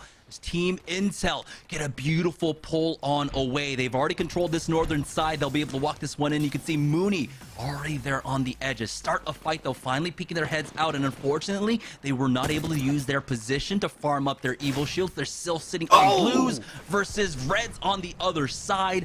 Aves almost going down. Now they can play defensively in here. They are safe inside of the zone, but again, they are desperately in need of better Evo shields. Mind you, you just saw the shot from afar there. Aves hit by the Kraber that was switched out in the last moment there from Intel. Here's a big problem, though, towards these houses. 3 of our 5 squads remaining are currently fighting for position, while just a corner of this little bit of defense is still well within play going into our round 5 close. Intel are the squad to hold position on the outside. Now Vizio getting pressured just a little bit. Defensive bombardment with that dome down for Sung. The nades are still here for Vizio as well. Huge crack now from Sung as he continues to finger roll these in, and he might just be able to finish this fight off with the nades. This time around, though, they do actually dodge that one out, and despite getting some heals off, Sung is cracked once more, backing away. Arcstar to cover that archway. Blitz gets the knock onto Frost. We do have the Seer Ultimate being used here now. Vizio just trying to survive the storm here. Again, we're down to 5 squads. Impulse getting the knock onto Tempest, and that's going to be TOS out. 4 squads remaining. Excedrin are still alive throughout all of this. And here's the problem there for Vizio. Still caught up just against the edge of that zone like we just talked about here. Still have that rat in play, but look at Intel. Look at how many angles they control. It seems like they've sourced out that final rat. Don't quite have the visual, but we have the dramatic irony of seeing it. There you go. A bit of help from James Fearless to spy them out. Doesn't force any movement, though, of course. Now 40 seconds is the storm. It's the calm before the storm here. We do have the Kraber in the hands of James Fearless. I don't know if you really want to use that to take down the interception pylon, but he is keeping an eye on it here as Team Intel. They at least have information about where that rat is, and they've got the 2 teams ahead of them. This is a completely well-known fight for them. They have everything working out in their favor. If they can get that ultimate up in time, if they have an ultimate Excel for him to drop that one down would be massive. But this is classic Intel coming out. They have at least 10 kill points. This could be possibly a 30-point game for them. Ring number 6 closing up. Vizio peeking their head out onto the rooftops, giving a little bit of space here to try and force back Intel at the very least. But that means that they still have to deal with the squad outside. Now sliding down, you can see MJ there on low as you have start a fight. Getting focused down now. That's Abe's falling first for Vizio. They need to just survive. They need to go for that reset. And they'll use that bubble a little bit early. Might have an opportunity to pick up one more.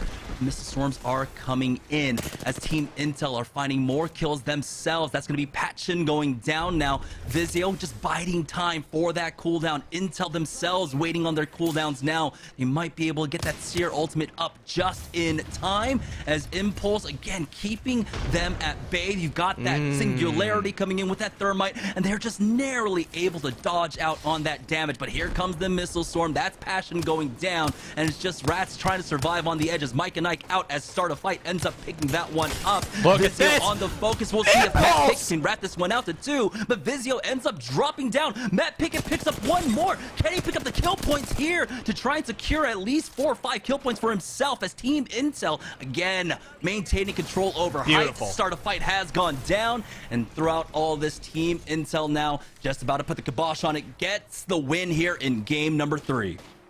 I gotta say there, in those final moments, it looked more than confident to be an Intel win. I do want to give credit towards Vizio on what was going to be their rotation there. They knew they were in a dicey situation against start a fight where most normally a fight takes place. Both teams come out of that house. Neither are that healthy, and as a result, Intel comes through third parties. That didn't quite happen. They actually aggressed upon Vizio, took it very clean, went for the quick reset off of Dome, and were able to take a direct 3v3. But sadly, obviously, as we both saw, that zone left no advantage to Vizio when they were forced to finally make their way across the hell that existed there. An Impulse on the side. He took full advantage with that wingman. Yeah, I love to see what Z Davis had in store with this Rampart. A lot of fighting taking place, but this is where Intel really started heating up. This was their first fights coming in for the third party versus Motive and Young Pop-Tart's squad. And again, a very surprising rotate coming out from Team Intel. We usually swipe down to the south side of the map, but I think in avoiding Z Davis and a lot of the clutter that happened in game number 1, they opted for that northern rotate instead, and they were absolutely rewarded for it. Woo. Intel once again, I mean, it feels like our entire feed's going to be filled with kills from them here. This was their secondary fight as they found this squad and then went underneath to finish the job. It's funny to think that in a moment ago, we were, worried about this. Intel on the low ground of stage and continuing to chase out these fights, potentially going to die at the hands of Excedrin. And lucky for them, there was a fight taking place with Excedrin as well. But they were able to turn this one around, take high ground away, and then find success upon Excedrin instead, which continued to net them just an absurd lead in terms of the KP. I'm very, very curious to see if this was a 30-point game here for our rostered squad. Yeah, it was really unfortunate for Excedrin there. I was calling it out as it was happening that they had the opportunity to go for the skyward dive, and it would have been a very safe one. They would have had a good 5 seconds of that animation basically being covered before team rape. But Excedrin got caught up a little bit on that. Understand, it happens all the time. We are going to go ahead and send it on over to Yeso as we break down game number 3. So Yeso, go ahead and take it away. I have to give credit where credit is due right off the bat. Jamerson, you called your shot there that it might be a 30-point game for Intel. They did just that. Intel picked up 18 kills in that one, cleaned it up at the end for the win, and now heading into Stormpoint. The question is what can they do in the back half of tonight if they want to recapture that open night title that has been a little more difficult for them to capture this time around. Of course, they were dominant in the back half of Season 4, especially on Tuesday nights. They do have a couple of open night victories under their belt this season. They'll be looking for a third here tonight if they can keep things rolling. Do we have our champion squad production? Yes, we do. Shout outs to everybody out there doing all that work. So look at that. James Fearless and Impulse leading the way with 8 and 7 kills respectively. Both of them above that 2,300 damage mark. Mooney bringing in with a hell of a game as well. 1,800 damage, 3 kills and 7 assists. So the entire team looking damn good in that third game. They close out the first half of the day very, very strong. A hell of a performance there from Team Intel. And that should lead us right into our Mobile One high performance moment here. Our last one on World's Edge for the day. And let's take a look at that one here. And it's going to be this early game here. Excedrin kicking off game 3 really, really well here. Of course, Kimchi has that PK in hand, and they just absolutely wipe the floor here with these two squads. Just very clean shots there from Kimchi. The quick 180 to finish that one off. TCB goes down and they clean up this last player. And, unfortunately, Excedrin not able to get into that top 3 and grab a win. I think with an early game like this, you probably hope to go deep in the game because you've already racked up some KP, kind of built that momentum. And unfortunately, it doesn't work out in Excedrin's favor this time, but they've still been very solid tonight. They're in the top 3 in our overall leaderboard for a reason because they have looked very, very good throughout the season. So we'll have to see what they can do as the night continues. But a nice moment from them there to start off game number 3. We are halfway through tonight's competition. 3 more games to come ahead of us as we head over to Stormpoint. Right now, we're going to go to a quick break. When we come back, though, we've got plenty more for all of you, so stay tuned. Series E will be back in just a minute.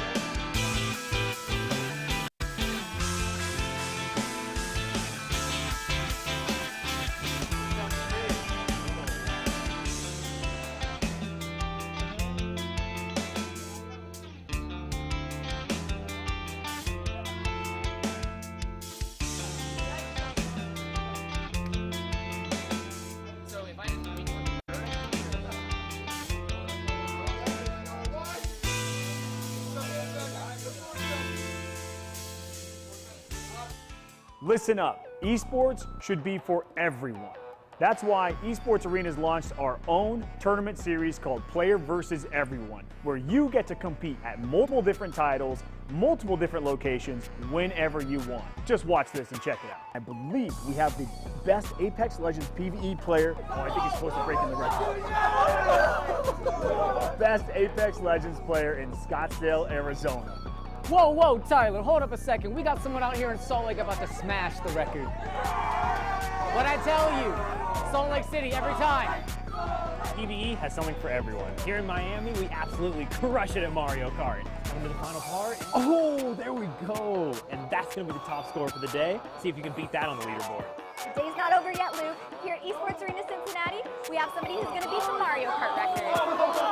So close. But the good news is you can always try again. That's PvE in a nutshell. So find your nearest Esports Arena because it could be you atop the leaderboard. See you later.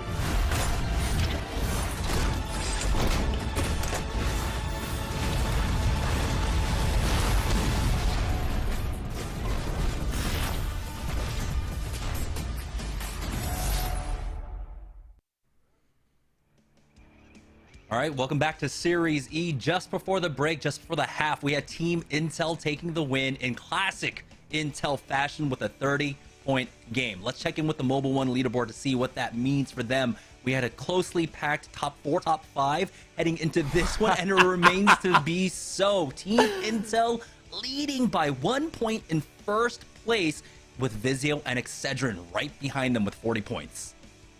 Some of the best performance that we've seen out of all three of these squads in recent times, and 40 is a huge number to surpass after just 3 games of play. That shows a level of consistency among all 3 of these rosters, strutting their stuff as they made their way through World's Edge tonight. Down the list here, Start a Fight, Sign Us not too far away as well. Completely in the realm to potentially shake up the board as we make our way onto the new map. Yeah, that's kind of crazy. Rarely do we have about 3 teams breaking that 40-point threshold after 3 games, unless, of course, you have 3 winners in a row and that remain consistent. But this is something that we don't see that often. But going into game number 4, this is where we have big questions, because we got to see what the competitive meta means on World's Edge, and now we have to see what it means on Stormpoint. One of the things that we took away from Champs and from all of our other international competitions was that teams that were able to maintain consistencies, especially in terms of legends picked and compositions they run with across the maps, end up succeeding a little bit more. So we'll see how many of these teams end up sticking with the Seer. If we see maybe some Gibraltars, maybe some more Horizons, that is going to be the big question for me when we head into game number 4. Yeah, and we already get the opportunity to check out the character select here. I love that. TCB running with that Loba, that's an initial thing that I'm starting to see a little bit different. It seems like the Seer, Valkyrie, and Horizon being heavy. Holy Trinity, one of the few to pick out with that Caustic. Tyson Davis still running with the Rampart, even on to Stormpoint. Yeah, again, about trying to maintain that consistency in terms of play style across the maps. You know, even though you think, hey, you know, as you swap across maps, the legends are going to be stronger on different metas. If you find that comfort zone, if you're able to maintain that kind of playstyle, get into the zone early and then stay within that across all the maps, that's one of the more important things, being able to play your game the way you want to. So I like to see that they are sticking with that composition. But here we go, heading into our first game of the night on Stormpoint. Let's join on board for Team Intel during Intel Week, who ended up getting that massive win in game number 3. And you know what? All it takes is 2 more, much like that, and we'll see the first triple-point game from Intel in a long, long time. I'm glad to see that Fearless, Mooney, Impulse, they all still got it here even into Season 5. Let's see if they can continue to maintain that pacing. I know the fact that whenever we approach this map, we do see a certain shift in terms of these teams kind of not finding as much success due to the fact that you have different effects, different drops, different 50-50s taking place all and across the board here. I will say, though, I do find it just crazy over how, like, in the last 7 months of play here, there used to be a heavy precedent set on switching your comp. Or hold the thought. We'll just talk about start a fight. They're in a fight of their own. Yeah, Synergy Gambit just getting absolutely beamed by that Re 45. Never really seen one clip with the Re 45, but he does end up getting it and securing that thirst as well. Aves now with this high ground angle. Does not have any cooldowns, but it's fine because they've got the man advantage as he finds one, narrowly misses there, but he does at least apply the pressure, sneaking in a nade at the very least. Matt Pickett trying to come in from the other side, catch it up top as well as Excedrin once again with slide through on the 50-50. That's going to be the early +3 for them as start a fight. Continue this slow siege onto the two-man. I'll tell you what, they just love to hold hands here. They make their impressions and they don't want to give it up. Meanwhile, speaking of not giving this one up, start a fight, still holding a great position over this. Pat, the first to maybe break it in, still finds the missiles of all things. And now, yeah, there's a gravity lift that prevents them from breaking on through to the other side. But very quickly do Aves and Pat take up the other angle here. They're continuing to push this one forward. Oh, that's mean. Matt Pickett trying to push up, actually just boxing them out with these fence lines. So again, they're slowly encroaching on their space. Yeah. Beautiful Q into the spray down. Matt Pickett picks up young Pup Tart. That's going to be one brain, 2 MNK down. So start of fights. Remember, one of the squads now almost now actually caught up with Team Intel. We're actually leading by 2 points with the +3 that they just picked up. Taking a first look at the ring. This one is going to be pulling down to the river center there into basically just the west of the center of the map. Yeah, sometimes we get a bit of a mix there, especially in that kind of open area where it's a bit of the river as well as some of the little exposure to those tiny buildings that we see teams set themselves up in. Speaking of setting themselves up, the squad on the interior of Pineapple here not faring too well. This is our Caustic squad, one of the few, Holy Trinity, and they're quickly eliminated in succession. A quick drop. Most of that damage found by Petty. Now we're down to 16 squads. This was the pace that we saw. So much fighting. Excedrin finding their second fight of the game, I believe. And it's going to be Spectre Esports on the other side of this one. Enemy with a Bocek bow once again. Getting that knock onto Gordo. And he has taken roof access. You got Ozzy taking to the skies with that grab lift, but he's getting beamed down. Has to be careful. Kimchi Lee is here, though, to back up his teammate as Enemy gets the knock onto Cars 2. And now it's just the 1v3. And Team Excedrin are keeping pace as well with start of fights. And now they are the ones pulling into the lead. Ooh, Excedrin here. They get the quick reset off. Should be fine for the time being. We tune in, though, with Tyson. Once again, that consistency that we talked about here. And just to finish up my point from the very beginning of the game, it was the concept that teams have stayed consistent with their legend picks from map to map rather than changing up like they did at the beginning of these splits. So we see that from Tyson. Back on the rampart once again.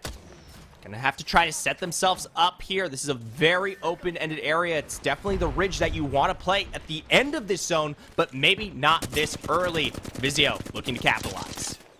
Yeah, they are right here, stuck out in the middle. Now, they've already used the bubble on either side. Sungs, though, was a little bit later, though, at the very least, as Blitzen actually misses out. There we go. Borden gets the knock onto Oxy Ares, but here comes the turnaround. Blitz almost going down to about 20 HP. Sung gets the knock onto Joey. Blackout, and that's Team Tyson eliminated.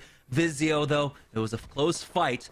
They almost lost out on 2. Here comes Motive for the third party, and they are able to capitalize as Blitzen finally goes down. Crows picks that one up, and Motive are on the hunt for a little bit more. Sliding down to the low is one more member, as Motive will give chase at this point, and they have the tools to do it. They should have that grav lift to get up on height. They've got the black hole as well to try and keep them pinned down. They are starting to make ground up against them, keep them contained inside. There is the Singularity being tossed down. There's the Arc Star narrowly missing on that Gibraltar somehow. 162 with that damage. He has to be careful. He's charging forward in the 2v1. Arcstar's on the stairwell, keeping him at bay. The bat was finished off. There's the defensive bombardment, but Sung will ultimately fall. And Motive come in for the cleanup up against Vizio. I have to say, a fantastic follow-through from Motive there. Very clean in comparison to some of the fights that we were seeing spread out. Meanwhile, Intel, our winners of last game, our big 30-point contenders here, playing the edge of Jurassic Park. Now, Impulse spots out that purple Evo from quite a ways away. He's going to make the trade off here, but they continue to push back on some of these squads, still just kind of petering in from Antenna. Ooh, underneath them, yeah, it's going to be Razor, but they do have to deal with another squad coming out from the south side, from that Shipfall Gale Station area for now. Blake Yu, again, it's been an absolute threat on these long-range weapons, whether it's the 30-30 or the longbow. He has been able to lay into squads. That's why he's sitting on the blue Evo right now. Team Intel actually turning around onto this one. They want to build off that momentum from game number 3. They know that time is running out for them to possibly get another 30 bomb. Here is Nerf on the northwest side of the map, currently on North Pad, actually getting themselves into a fight. They were able to get the fight wins over by that shuttle dropship, but Petty Boss is caught out. A defensive bombardment has gone down. They don't have a dome for himself, but he's able to wait it out. Now another player coming up behind turns. No, it's the Prowlers, actually, and he's going to take the time to actually farm that one up while they still try and deal with this squad. Singularity, as Forsey just sidesteps that one, no problem whatsoever. He is still getting forced around with these nades as Mike and Ike Bastola gets absolutely cracked there and is forced back. He only has the slow heals. That's going to keep him out of the fight even longer. He would love to hit a medkit at this point, but he doesn't even have that option right now. It's a good grab lift. That prevents anyone from coming up the zip, but that doesn't change the fact that they can just walk their way through right into the doorway there. They stole it to fall. Mard to follow suit. MJ now looking for some sort of escape from above. They drop down, and he will be eliminated there. Meanwhile, Sinus hearing the shots, the action ahead. They're going to roll on. Crummy's got to be careful. Already taking a bit of damage into zone. They will play Champ to take a heavy hit as well.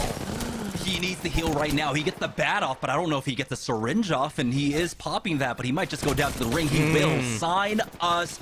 Chase just too far. Now it is the 2v1, and that's going to be them picking up another +3. Here's Team Intel now going for that skyward dive. Doesn't seem like they were able to get much down here by the Antenna side. And so they will go ahead and move on for their next target. Really unfortunate that they were not able to get anything going. Now we're down to 33 players left. They have spotted out one underneath them with that Valkyrie passive. They're on top with roof control. They've got that Seer ultimate down. A defensive bombardment has been used inside as well. The 36 with the 73. Impulse doing massive work on the inside. And timing that Arcstar beautifully, but he gets tagged by that defensive bombardment. So he has to trade out with his squad mates. Team Intel, though, too busy dealing with the Prowlers on the inside, as Mooney, though, are keeping them contained along with James Fearless. Here comes that Singularity to keep them contained, but they back away just in time. The Thermite in to control that stairwell. It does tag two. It's so he still has good. nades to go. There's the crack with the 75 on that arc, and there is the knock onto Mindless Flow. TOS support get picked apart by Team Intel. Mooney, he sets that one up to a T there with those ordinances, even if the Singularity wasn't quite successful. Meanwhile, down here towards the south IMC Armory here, we've got Excedrin looted up, ready to go. They've got a squad above them, but remember, recent changes to the IMC Armories have given the squads in time more of a potential to find their way out of some of these excursions. Curious to see if the gravity lift still has its own impacts here, but Motive, they look to capitalize. They are setting up for this one. Tua ready to drop down that Seer ultimate for themselves. Just have to put it in a good position to make sure it does not get instantly cleared as we join on board with Brazier playing off the southwest side of the map right now. Again, they've been playing this one a little bit slower, and this is a squad that does want to just get in position and really utilize that. But here we go. The escape out now from Excedrin as one might go down. No, somehow stays up throughout all of this. It's going to be Crows actually fall, and Razor gets involved from the third party. Now, Excedrin have lost out on one, but they do secure the thirst onto two. The big question is, where did enemy go down? He is still up top. The missile swarm is going to narrowly miss him, and he gets into the armory just in time. Excedrin now going for the reset. They still need time to try and heal up at the very least. Crows has been finished off. Where are the remaining members of Team Motive as Razor start making their advance? But I think enough time has elapsed here now for Excedrin to go for the full reset. We'll see if Razor want to maintain this position above them and continue to fight for this. The gravity lift has been used, and there it is. The Sentinel shot. Nades gets the kill onto Aussie, and now it's the 3v2, but Boxy has taken a lot of damage. There's Razor just back away to try and go for that reset. Blake, you falling, but they do pick up one more onto enemy now. It's going to be Kimchi Lee in the 2v1 as throughout all of this Razor have the heals. They are going to go for the reset for now, and they might be able to try and go for the res. Excedrin have been rezzed up. Here comes Team Intel for the third party throughout all of this now, and they will be able to secure that kill onto Nades, chasing after the remaining member of Team Razor. That's Razor and Excedrin all out in the span of 20 seconds. Not even close. I thought it was a Motive rotation from behind from Trev. He did find his way into the IMC Armory, but he found his way out just as quickly as Intel put the 30-30 shot deep into the heart of Kimchi Lee there. And then, of course, we both saw it, the two-man pickup as they rushed in towards the IMC Armory. I'd say it'd be another 30-point game for Intel, but it seems like the lobby is collapsing around them. For now, they take a prime position. The zone is continuing to pull down towards this no-name village towards the east of Mill here. Currently, Intel's the only one who has that in control. We got a squad just towards their south, though, that could play the same way we just saw Razor did, and potentially third party if any action takes place. Nerf to find their way in. For me, all I see is 19 kill points still up there for Team Intel to try and pick up. There's an isolated fight to their south that they can take. Again, they will have the space to do it. They will have the time to do it. This is just zone number 2 closing, so there's still a lot of space to play off of. For Team Nerf, though, they were able to pick up multiple team fight wins for themselves, but now they are getting sieged upon as the Arc Stars are coming in. There's the crack. The bat is hit, but Team Intel are being slowed down just a bit. Singularity comes out. Again, the nades are here. Big damage coming out from James Fearless as he's looking for an angle now. We'll see if he can find one up against this squad. We have a Singularity on the other side as well. That does get finished off. The Q is used. You can see the reset has come out from the squad, and Impulse just charges in too far. Turns, gets the knock onto him. But still, the two-man of Fearless and Mooney are up. But Fearless has been cracked. He's still going to go for the challenge. He picks up 2 with the Mastiff, and Nerf get absolutely decimated. FRS are coming in for the third party, though, and that is not going to allow them to go for the res. As they've got that information, they do cancel out the res with the Q. They toss in the nades, and Team Intel, despite the heroics coming out from Team Intel, are still on the verge of getting knocked out. Huge singularity as Relay falls. Fearless once again with that Mastiff going for that chow. Spanx, excuse me, Solokins tries to go for that challenge, and he does end up getting the knock onto Mooney, and Intel, despite all of that, will fall. I'll tell you what, I saw 1 2v3 and I was praying for another there from Intel. The drop on Relay almost made it true for FRS, though they still come out on top, take that building away, and put themselves in some prime real estate for this zone. I'll tell you what, it's only zone 3, 6 squads remaining here, all who could potentially put themselves in a place of play here currently as it stands. Start a fight, we haven't seen hide nor hair of them this game, but they take away this major outpost building here in our no-name. Yeah, and they only got that one fight early on, and so they're still sitting on the blues right now. As you can see, Motive were able to get the res to get their teammates back into this one, but Tua is struggling. Still sitting on the white. Crows picks up the blue, but they are happy to just be alive. They are here in top 6, close to top 5, as Tua just narrowly makes it in before going down. He'll head up that med kit. They'll be able to play off this northwest side, but again, they are going to be drastically outgunned unless they can get inside this building and actually pick up some of the loot there. We'll see if it is available, but nope. There is a squad in full tow there, so Motive, we're going to have to bide their time for now, as again, we're in that point where every team you out-survive, that's going to be an additional point, maybe 2 or 3. So we'll see if they can slow play this one here.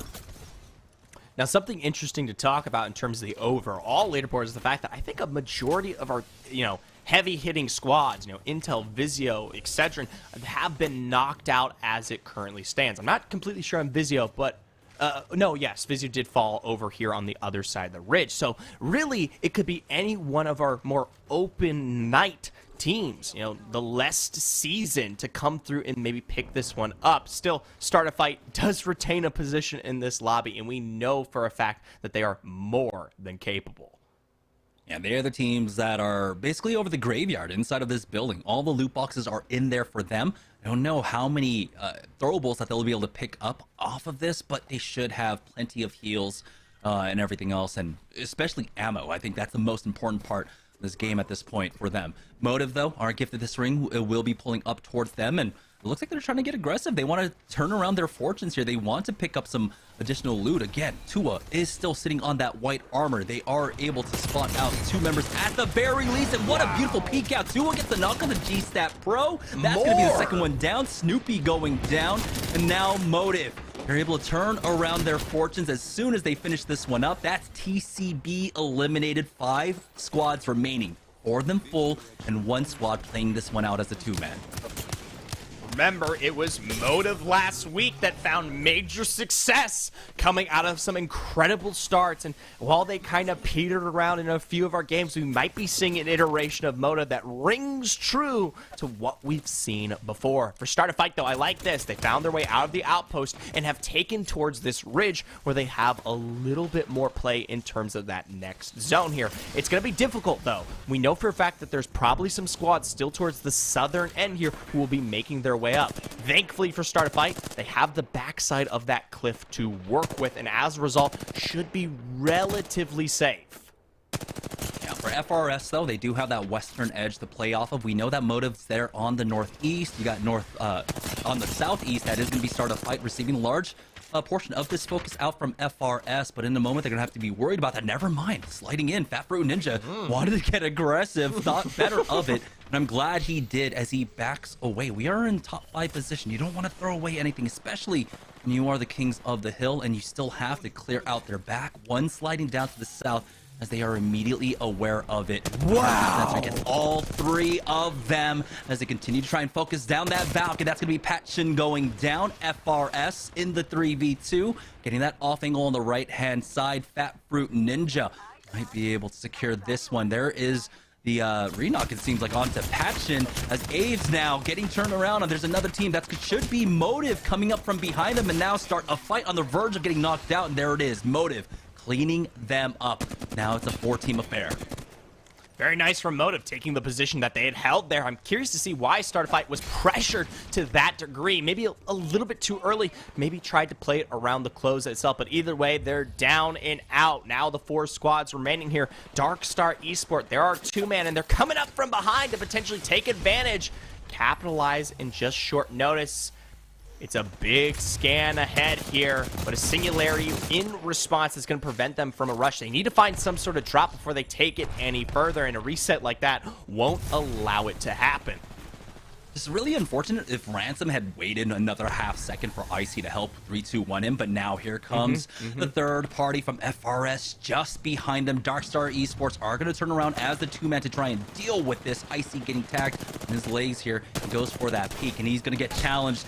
Big cracks as Icy will fall, and FRS looking to repeat the performance from Team Intel in game number 4, coming with a lot of wins, but we still have Motive here and and 1 more squad. It's going to be a 3v3v3 to close this one all out, but first we have to deal with round 5 closing.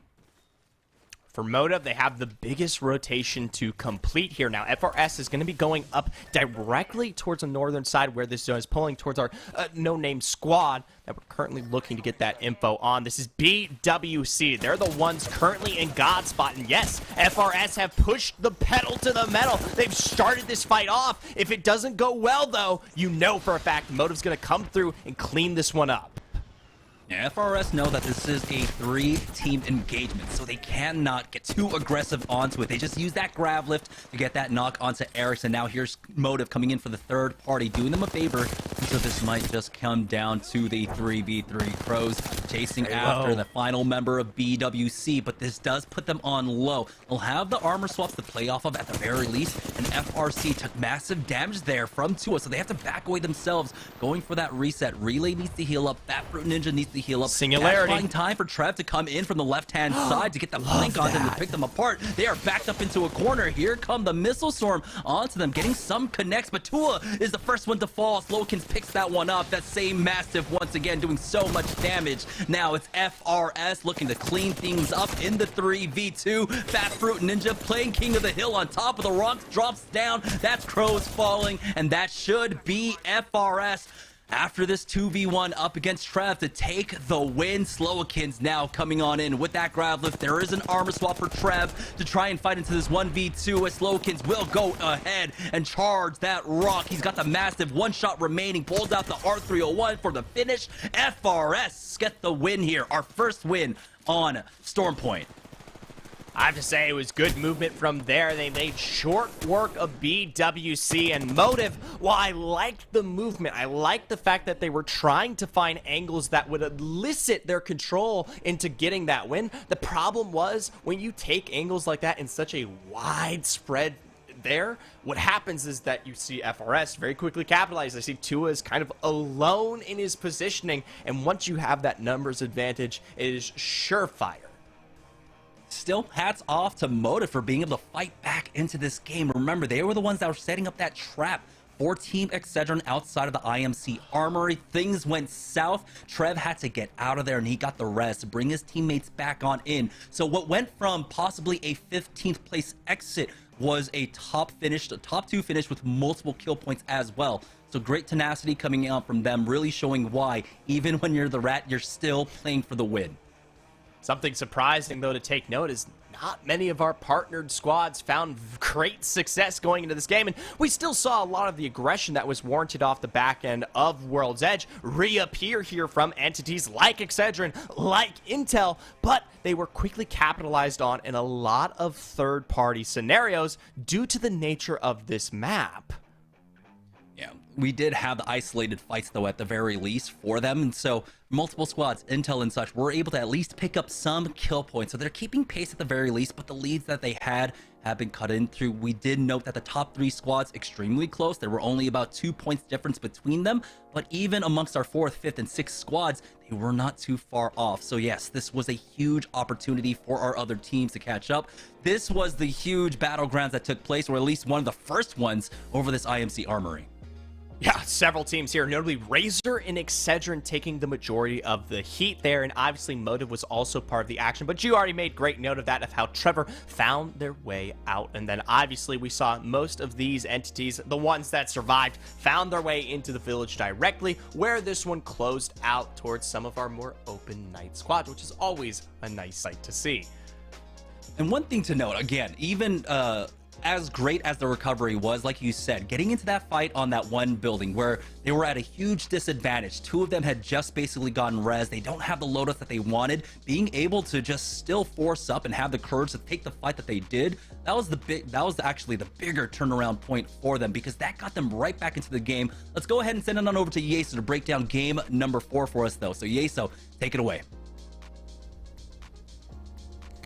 FRS with the win there on our first play on Storm Point here for the day. I would say all I ask, can we not milk that final player for about 45 seconds? I'm not sure why we were going in 1v1 there, FRS, but ultimately they clean it up, they take the win, and they grab some nice placement points here in game number 4. Let's take a look, in fact, at that champion squad here in this one.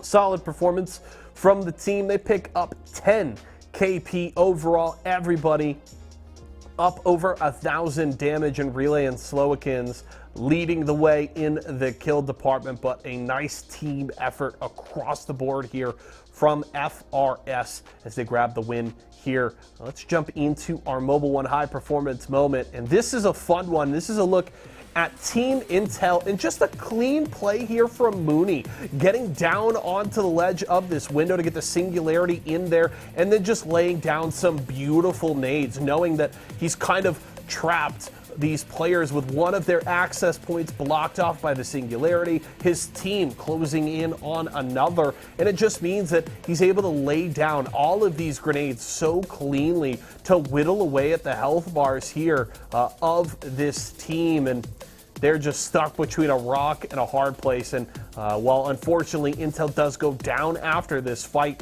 this one was just so cleanly played from the entire squad, and it all starts with a perfectly set up ultimate there from Mooney on the horizon. And while Intel doesn't get back-to-back wins in this one, they still picked up some solid KP here. And going into game number 5, we'll have to see if they can maybe hold on to that first place position, because things were tight in the top 3 going into the second half of today. So Intel still with their work cut out for them with 2 games remaining. Before we go to break, do want to remind you, of course, it is Intel week here. If you want to pick up products from our friends at Intel, you can at walmart.com/esports arena. You can grab things from Intel as well as all of our Series E partners over there. Again, walmart.com/esports arena. You can grab everything that you need today. We're going to go to a quick break right now. When we come back, though, Zephyr and Jamerson will take a look at our Mobile One leaderboard, and we'll get ready for game number 5. Tyson boneless buffalo bites have that tasty kick of flavor, so they're perfect for any get-together. If there are any left when your guests arrive. Tyson Anytizers Chicken. More kicks of flavor, more smiling snackers, more to love. Tyson. I'm fading! One bad headache can crash your entire game. Excedrin relieves headaches fast. Excedrin, game over for headaches.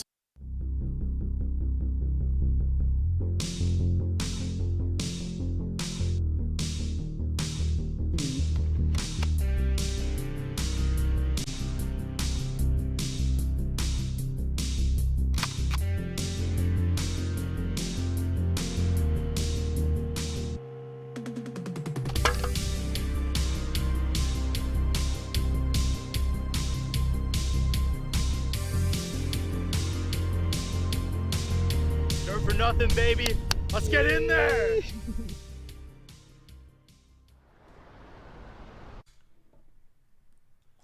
All right, welcome back to Series E. FRS, one of the teams I wanted to note at the beginning of the day, getting that win in game number 4. It was a 22-point game for them. So what does that mean? Let's take a look at the Mobile One leaderboard to see where they stand after that one. And fortunately, it only bumps them up to 8th place. They're at least half the points of Team Intel, who maintain a great pace right now. 53 points for them, still in first place. Excedrin keeping up at the very least, now only down by 3 points in second place with 50. So, much to your point there, it looks like some of these initial fights that broke out across the map were enough to put Intel, Excedrin, and Vizio still within a competitive realm on the leaderboard there. I will say, Razor, Start a Fight, Motive Science, they're beginning to kind of feel the heat of some of this action. A bigger gap is forming, especially if your eyes are set on some of that final prizing at the end of the night. Yeah, and surprisingly enough, I mean, we didn't see Team Intel getting challenged on their barometer drop, which is something that usually happens when we get on over to Storm Point, and so that might be one thing that's kind of contributing to some of their rotations coming out. Of course, they do like to stick to that south side of the map, maybe swing down over towards Shipfall, go to Gale Station, but now they're going straight into into Antenna instead. Again, taking a look at the Legend Select, we did maintain consistency basically across the board when it came to Legend Select.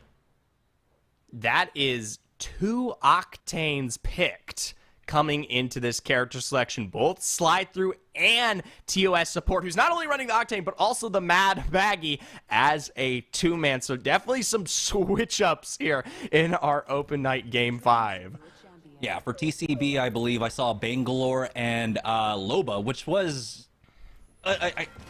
a specialized pick, or I don't know exactly what to call it, but it was something that was happening on Storm Point at some iteration of the competitive meta. So I don't know how much of that is kind of troll picks or whether or not they're really going to try and utilize this one, but it is something that has seen strength in the past. So let's go ahead and head into game number 5. Let's join on board with FRS, our winners from game number 4.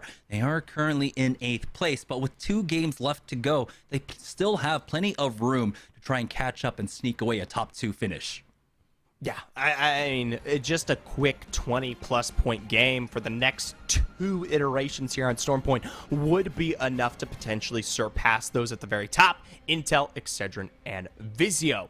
Looks like, though, as we're making our way through our drops, FRS, they're taking their time getting towards Stormcatcher, but Mike and Ike are already finding success of their own. Mix Slick, a full pickup, and more to follow. Start to fight Tyson, everyone in their own piece of action.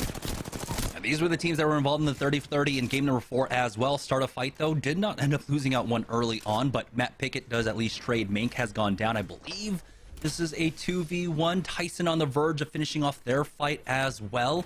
Patchen taking his time to heal up along with Aves. They do have a huge armor discrepancy with the purples and the blues. The fight looks good for them as they are just waiting to back out, get that res at the very least, go for the 3v1. Risk nothing at all. Up at down beast. That is the Mike and Ike fight currently, as they are able to get Bastola back into this one. MJ just going to heal this one out. I don't know if they are able to secure the finish on this fight, but they are playing. I think they are still waiting for that final member to come out. But it is going to be one brain, 2 M&K losing that fight out up against start a fight. Looks like more to potentially be held here. Mike and Ike, I think they've kind of taken a bit less of a hold. Vizio's on the top side, though, of the down beast themselves, and it looks like they're more than healthy to continue their own sorts of aggression here. Seems like they've got potentially, 3 squads in the area. I might be reading that wrong. No, I'm just getting a little bit confused. Either way, for Vizio, they're the ones on top of the beast right now. Looks like they've extended Borton for the time being that he is that Valkyrie, but nothing too crazy as of yet. Yeah, very awkward fight for Vizio here where they don't have complete information on this fight. They do spot out Bastola, and Mike and Ike unfortunately split up on this one and get punished. He is instantly thirsted as well. Vizio, they've got plenty of time if they want to camp around here to make sure that they cannot get back into this, and it has not been a great day so far for Mike and Ike. I believe they have about 17, 18 points here as motive now.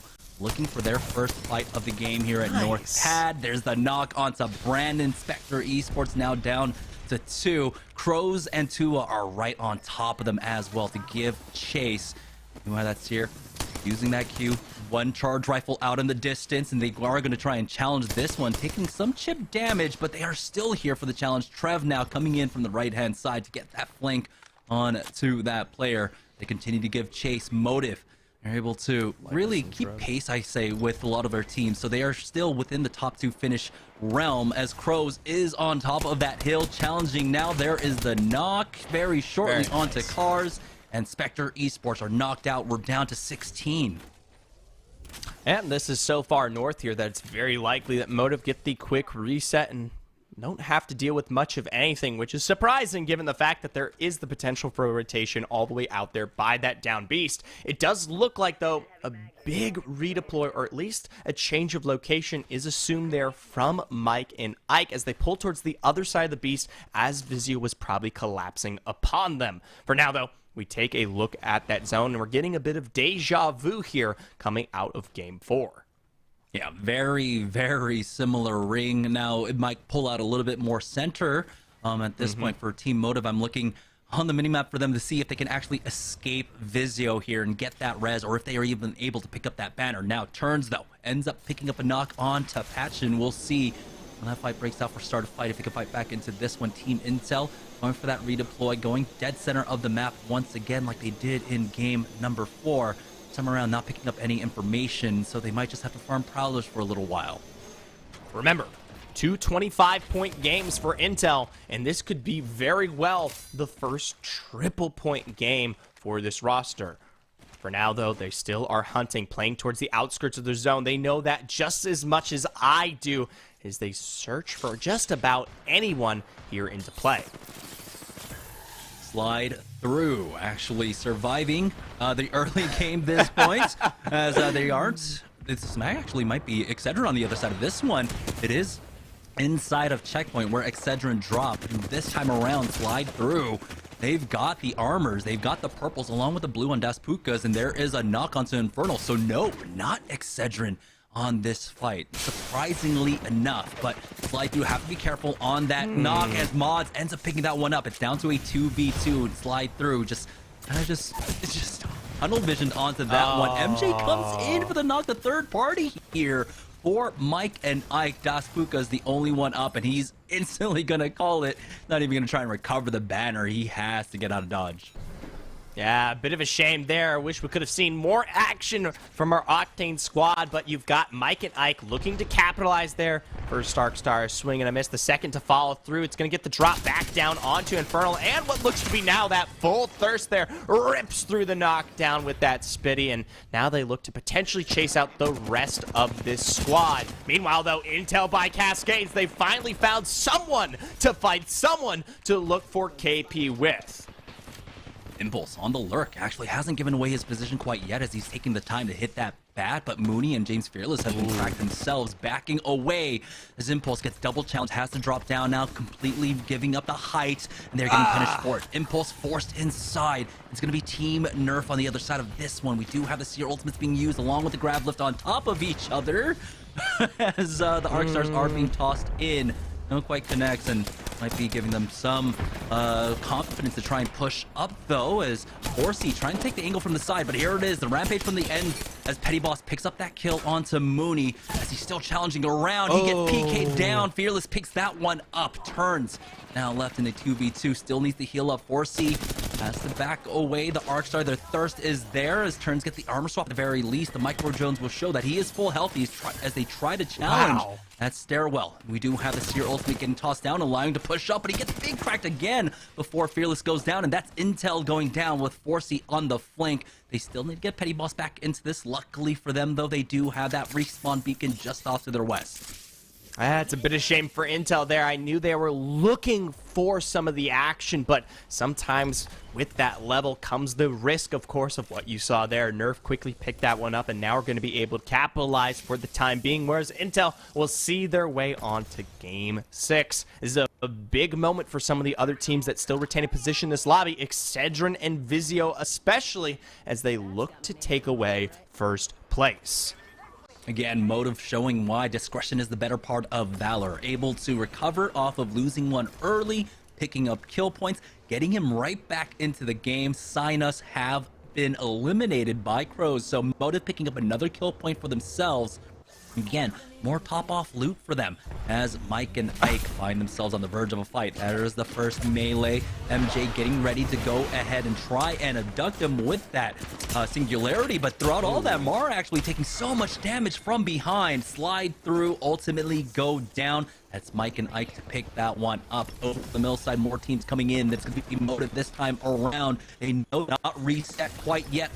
And then that's the connect. Trev once again catching up angle for another Archer. There is the knock on MJ. Now try and push up through the stairwell there. Trev, though, absolutely cracked and has to heal up. They still have the man advantage. There it is, the 1v now to finish things off.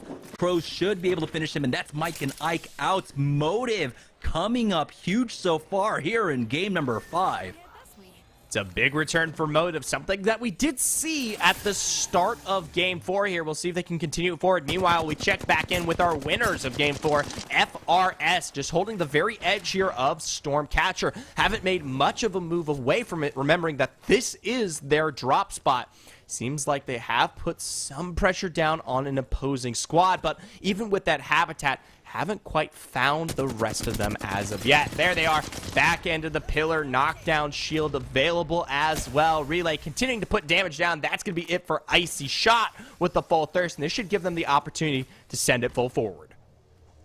The important part is for FRS that there was no escape for this squad. There was almost no possibility to try and use a Valkyrie redeploy to get out. But FRS only picked up the one, but oh boy, hold on. We got to take a look at that fight right now. Kimchi Lee ends up getting a knock on to Motive here. We'll see if they can get Trev back up, but it was with the bow check bow. It could have been a long-range fight for them. For Team Razor, though, they are playing this one out like we saw in game number 1. It's slow playing. It's playing the zone throughout all of this. They've been picking up points every single game, but they haven't had the huge breakout game so far. For Excedrin, though, over here on the Mills, it looks like they are giving chase to Motive right now. 2 members so far off. I'm wondering if they were able to pick up the banner.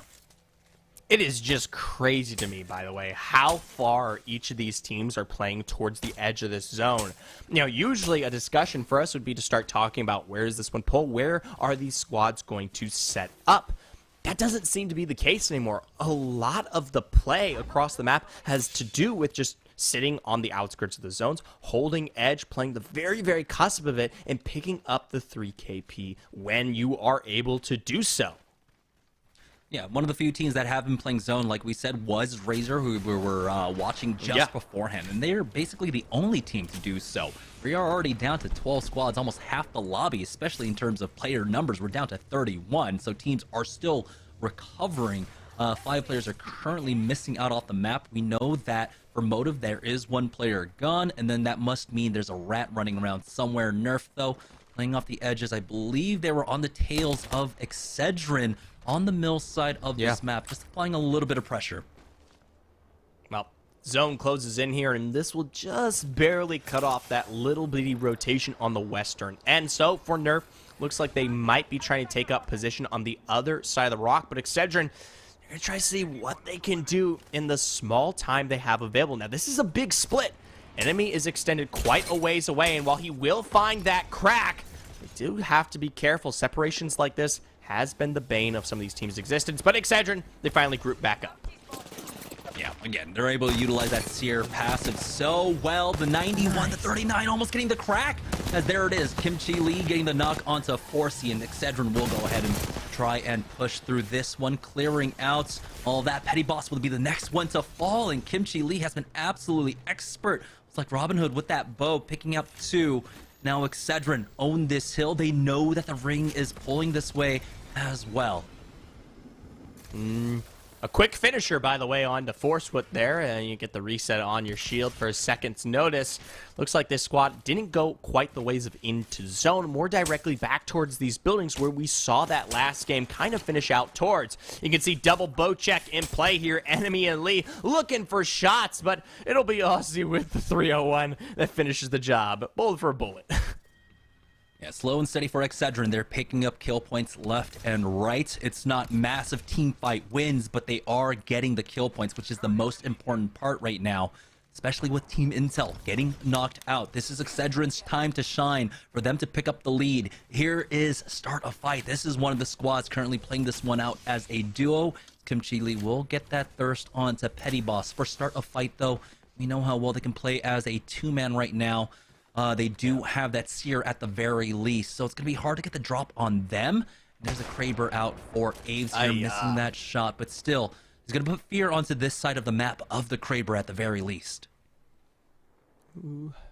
Still a very large area, well within play. We talk about that ridge line right out there towards the east where you have the tunnel below as well. Some teams like to set themselves up there for that later rotation. Meanwhile, Excedrin, a slide through enemy to find that drop onto turns and finish off our Nerf roster here. They're well set up in the midst of this zone. Got to be careful, though. We know for a fact there's a big sniper on the other end waiting for him. And we have hit top 10, 6 players missing out of the lobby, so a lot of teams currently damaged. We know that Start a Fight is one of them. We don't know if Motive have been able to recover themselves to try and get their 3rd player back in, so when we get the opportunity, I would love to in with that squad. But for Excedrin, this is just, you know, what they like to do. Even though we have seen some early aggression coming out from them, they do like to play for center zone sometimes as well. There's a two-man poking their head on out as enemy will go ahead and back away with the skyward dive. They spot out 1 and 2 on the edges, and so that's a great call coming up from enemy. A lot of information. You can see they're instantly now turning for this immediate threat. Had he run up that hill there, I think it would have been more than the potential death there, as that's a perfect sightline for those squads coming out checkpoint, or even what was the rat we just spotted out from the back end there on the very, very far eastern end. Meanwhile, though, we check in with Vizio, another one of our top leaders here in the lobby, going for that redeploy, going to fight their way in past start a fight who currently set themselves in there. Kraber is available and well within play, but a shot like that is hard. So a swing and a miss there for Aves, as that's that information in the kill feed there. Enemy was able to source out and then find Dark Star Esports on the back end of that rock and finish the job. That was a two-man. Well, we still have multiple two-men squads still alive. Start a fight being one of them, as the fight is coming to them. Currently, Aves doesn't have a close-range weapon to play with, as Matt Pickett is now dropped down to 5 HP. Aves needs to peek up just a little bit, but Tua ends up getting the knock. That's going to be Motive coming in for this one, and they were able to get their third back in once more. Tua, though, might fall. He does back away behind the cover of the rocks to stay safe for now as he hits that pad. Nice. And Start a Fight has been knocked out and eliminated. We're at 8 squads remaining, but again, multiple squads still damaged, as Excedrin are the ones trying to force the issue now, still playing off their rocks. They're just waiting for this ring to finish up closing. That's round 3 closing, and now we'll be able to see where this ring pulls. It's going to be going over towards that eastern edge, and so Excedrin have to deal with this team ahead of them. They do have the tools to do it. You can see that beam coming out from that R301 of Ozzy. Has to be careful as he gets tagged himself, but you can see enemy on that front line. Kimchi Lee popping that ultimate Excel, ready to throw down that ultimate in just a moment. Excedrin pushing up as a full 3-man. It's that Q, no information for them there, but they still know they're behind the rock. Arcstar forcing them to the left as enemy is trying to hold that angle. A defensive bombardment is going to force back Excedrin for the time being. Enemy might actually go down. He needs some cover, and he is able to back away as Kimchi Lee will still play aggressively despite enemy being out of this fight. Habitat down. This is giving them that information exactly where this squad currently positions themselves. But Lee, obviously taking notes from you, sees that he's a little bit too far forward. This is Vizio, our top 2 performing squad, still within this lobby. Both looking more than healthy there, but shots from far. Blitz is low. Borton as well. Flesh to be had. This is the perfect opportunity if Excedrin want to run this one in. And they slow them down, not allowing them to heal with that Q as well. Excedrin, they know that they are low. They know they need to take advantage of this timing. There it is, the slide in to get the knock onto Borton. Vizio now down to 2. They try and back away, still backed up into the corner. Kimchi Lee right on top of them, and they will be able to pick this one up. This is a huge game for Excedrin right now. It's top 6. They have at least 7 kill points. Tyson still alive as well. They took their team fight win here on the northwest side. It's a big potential upset here for some of these other rosters, but I gotta say, Excedrin, they're one of the few who, albeit a top position, still haven't found a big win tonight. It could be potentially it for them here in Game 5. Tyson able to get that revive off, now defending their position all the way out here towards, well, directly in the river itself. You can see the walls set up there. Z Davis with a line of them in tow. They might be challenging over this roll drop as well. No one has touched it. Holy Trinity getting knocked out by Motive. Motive still alive is the important one here, as they've been slowly creeping up leaderboards here. Z Davis getting tagged from, he doesn't even know which angle. Has to set up a wall for himself, and he might actually go down. That wall instantly cleared, forcing out the bubble from Joey Blackout. And then after this, they're going to have to slide down to that low, unfortunately. But the ring is pulling in their direction. So they can actually play off the delta. Well, I don't know actually geography terms when it comes to river, but that felt right. Hey, whatever it is here, it's a bit of dirt in a mix of water, and they're going to try to make this one work, as muddy as it may seem. Problem is, though, Excedrin still pulled that position all the way up there on that hillside. That's where they were seeing a bit of those arrows, the bow check come through that gives us the impression that that is this squad. Even still, though, we got a bit of a beam. Z Davis shooting through the shield. That extra damage provided there, even as it is broken through. This rotation, though, it's still a really big question for this squad. They can try and leapfrog forward with the walls, but you can see the pressure being mounted by Excedrin throughout all of this is leaving the only option for Team Tyson to try and play on the right side of the rocks. That's going to leave them vulnerable to this building that Razor are currently in. They're the ones that have angles on them as well, and it looks like just the corner of this building is actually in. But Team Tyson has been successfully funneled to that side at the very least, putting some pressure off of Excedrin, allowing them to control the west for themselves. Excedrin in such a great position. Here's the problem, though. I don't know how much of this cover is well within play. They're going to have to shower up, right a little bit closer. That rock ahead there where you currently see Ozzy as to put themselves in a bit better of a position, especially when we talk about that Zone 6 closing. This right here will no longer be effective. So it could be the perfect opportunity for some of these squads to potentially capitalize on Excedrin. Meanwhile, I believe that's motive. If that's as far east as it is, a big drop to be found. A good question where they might land. You can see there, Trebstack's the first to fall. Razor taking advantage of this late rotation from the Motive roster. Oh, Motive, things were looking so good for them, but they had to go for that risky ultimate because of Razor's presence. Basically, the gatekeepers on the eastern side, that does actually buy some time for Tyson to creep up, and they have made their way on in. Castle wall up top, but we're going to see, can the immovable object deal with the unstoppable force of the Sheila on the other side? Tyson is right below them. If they feel like it's warranted aggression, they have the greatest tool to counter out that Newcastle there. But once again, a great showing from Tyson coming into this match especially. And it's one of the first times we've gotten to see them last here since what was their finish towards Landslide on World's Edge. For Razor there, they are more than comfortable to keep this one going. You have a lot of our previous winners. You got FRS, though, still in this lobby as well, lasting from Game 4. And Excedrin, they managed to make their way down towards that rock, and they have quite a decent pull as well.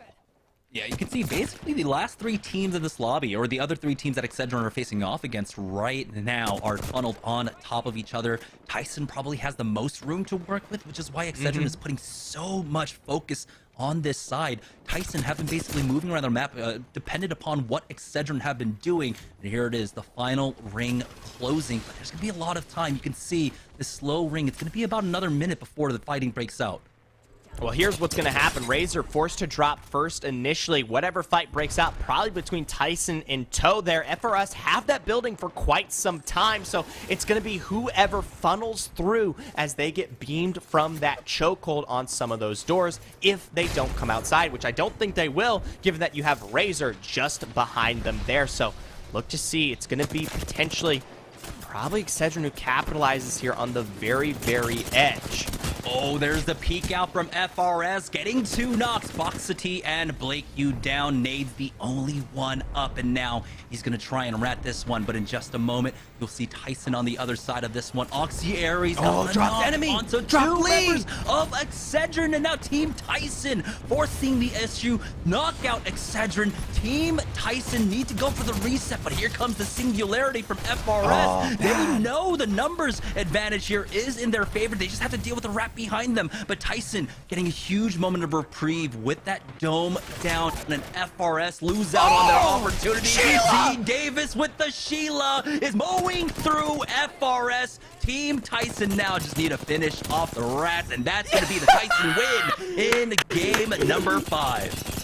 Let's talk about it, baby! There we go! The Rampart composition finally found its success here. It was the setup, the river, the lasting presence here of the Tyson roster, and then in combo with what was their kind of previous identity, you saw them quickly swing up on the side there towards Excedrin and take a very successful take there. Excedrin probably being a little too distracted by the action being held by both Razor and FRS there. And then finally, the cherry on top of the cake, the action to behold, the Sheila to finish the job there on the funnel out from FRS. Yeah, and in that final end game, when you do have 4 teams still alive, usually what breaks out is the 2v2s, or excuse me, the 2 separate fights that take place across the board. So when we did see that FRS fight, Team Excedrin had to have been expecting it. I don't know exactly what happened there for Tyson to just absolutely beat him, especially for an Excedrin squad that seemed like they were firing on all cylinders in this game.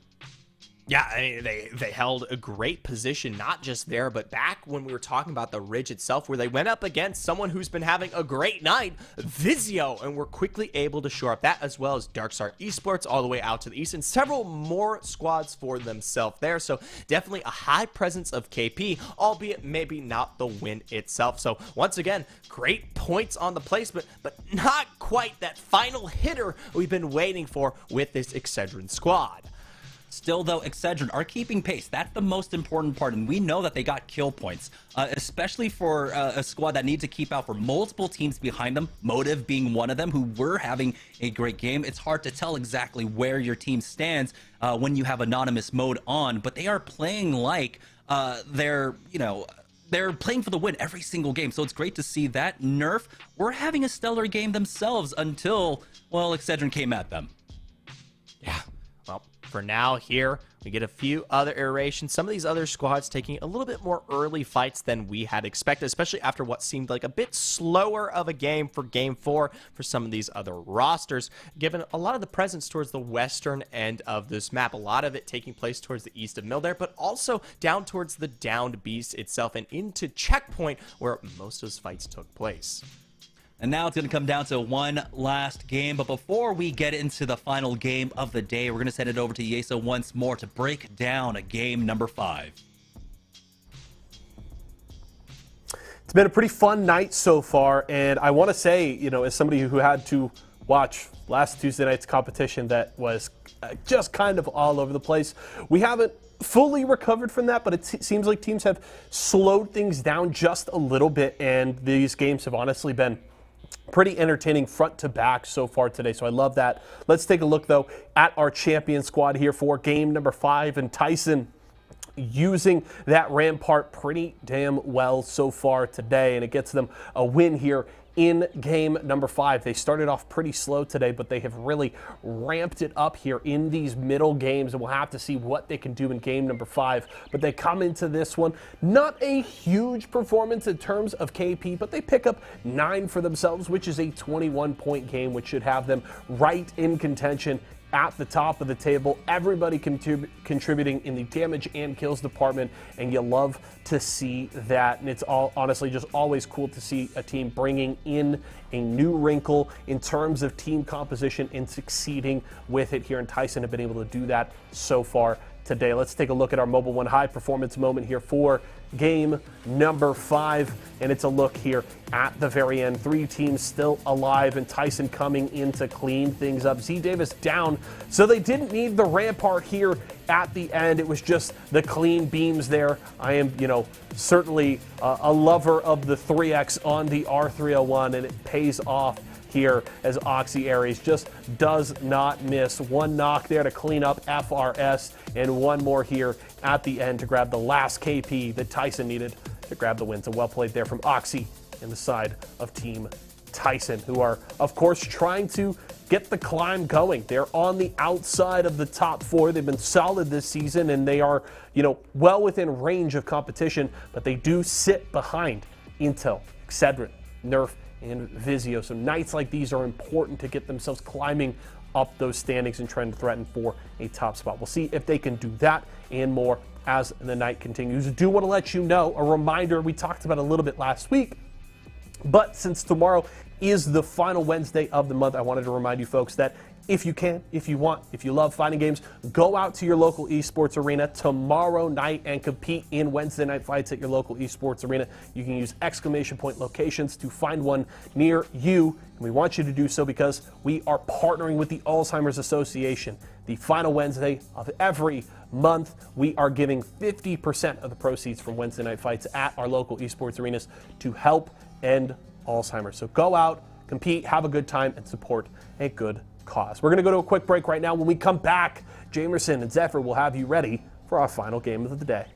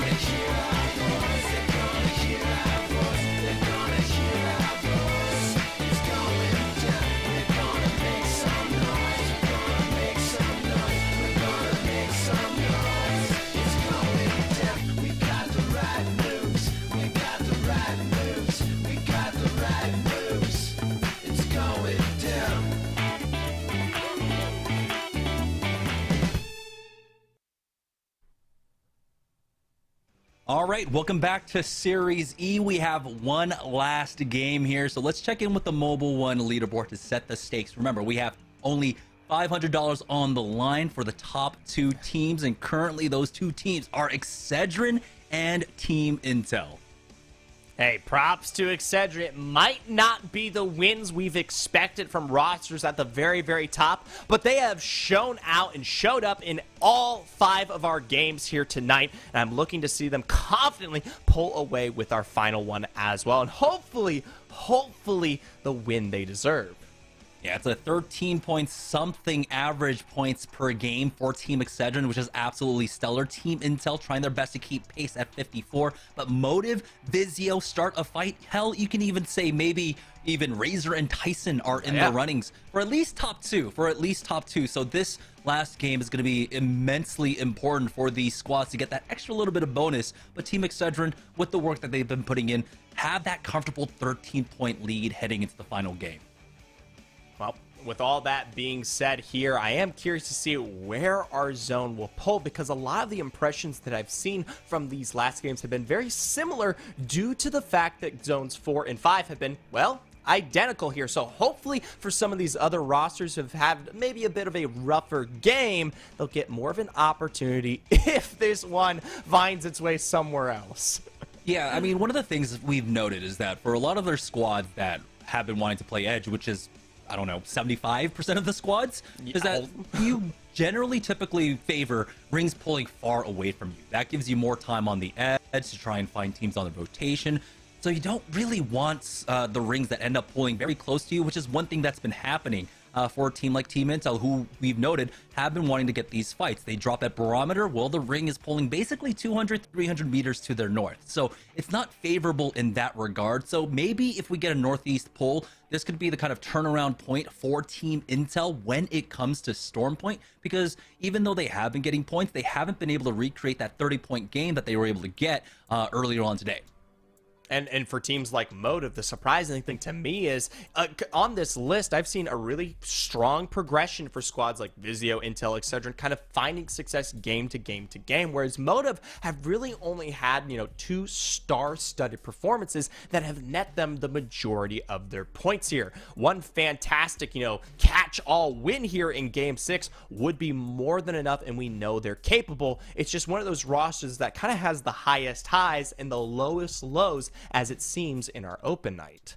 Surprisingly enough, that same kind of thing where you want the ring to pull away from you so you can play hard edge and play things a little bit slower on the edge there has kind of worked out for Motive, because in the last 2 games they end up losing out on someone. They have to go for the res, so that slows them down a little bit more. They have to go to the edges of the map to try and get that res, and so in that regard they end up playing the style that they basically want to and find the fights that they have been able to so far. I mean, it's been isolated fights for them once it comes into getting their teammates back into the game. And so surprisingly enough, even though the rings have been pulling towards to where they drop, because of the results of the fights that take place in the early game, they have to play on the edge on basically the extremes. So it's been interesting to kind of see how that interaction works out. Right now we're just waiting on game number 6. It's going to be our final game of the day. It does look like we do have a restart, and I fully respect it, admins, especially with kind of the quality of servers that we've been getting over the last couple of months.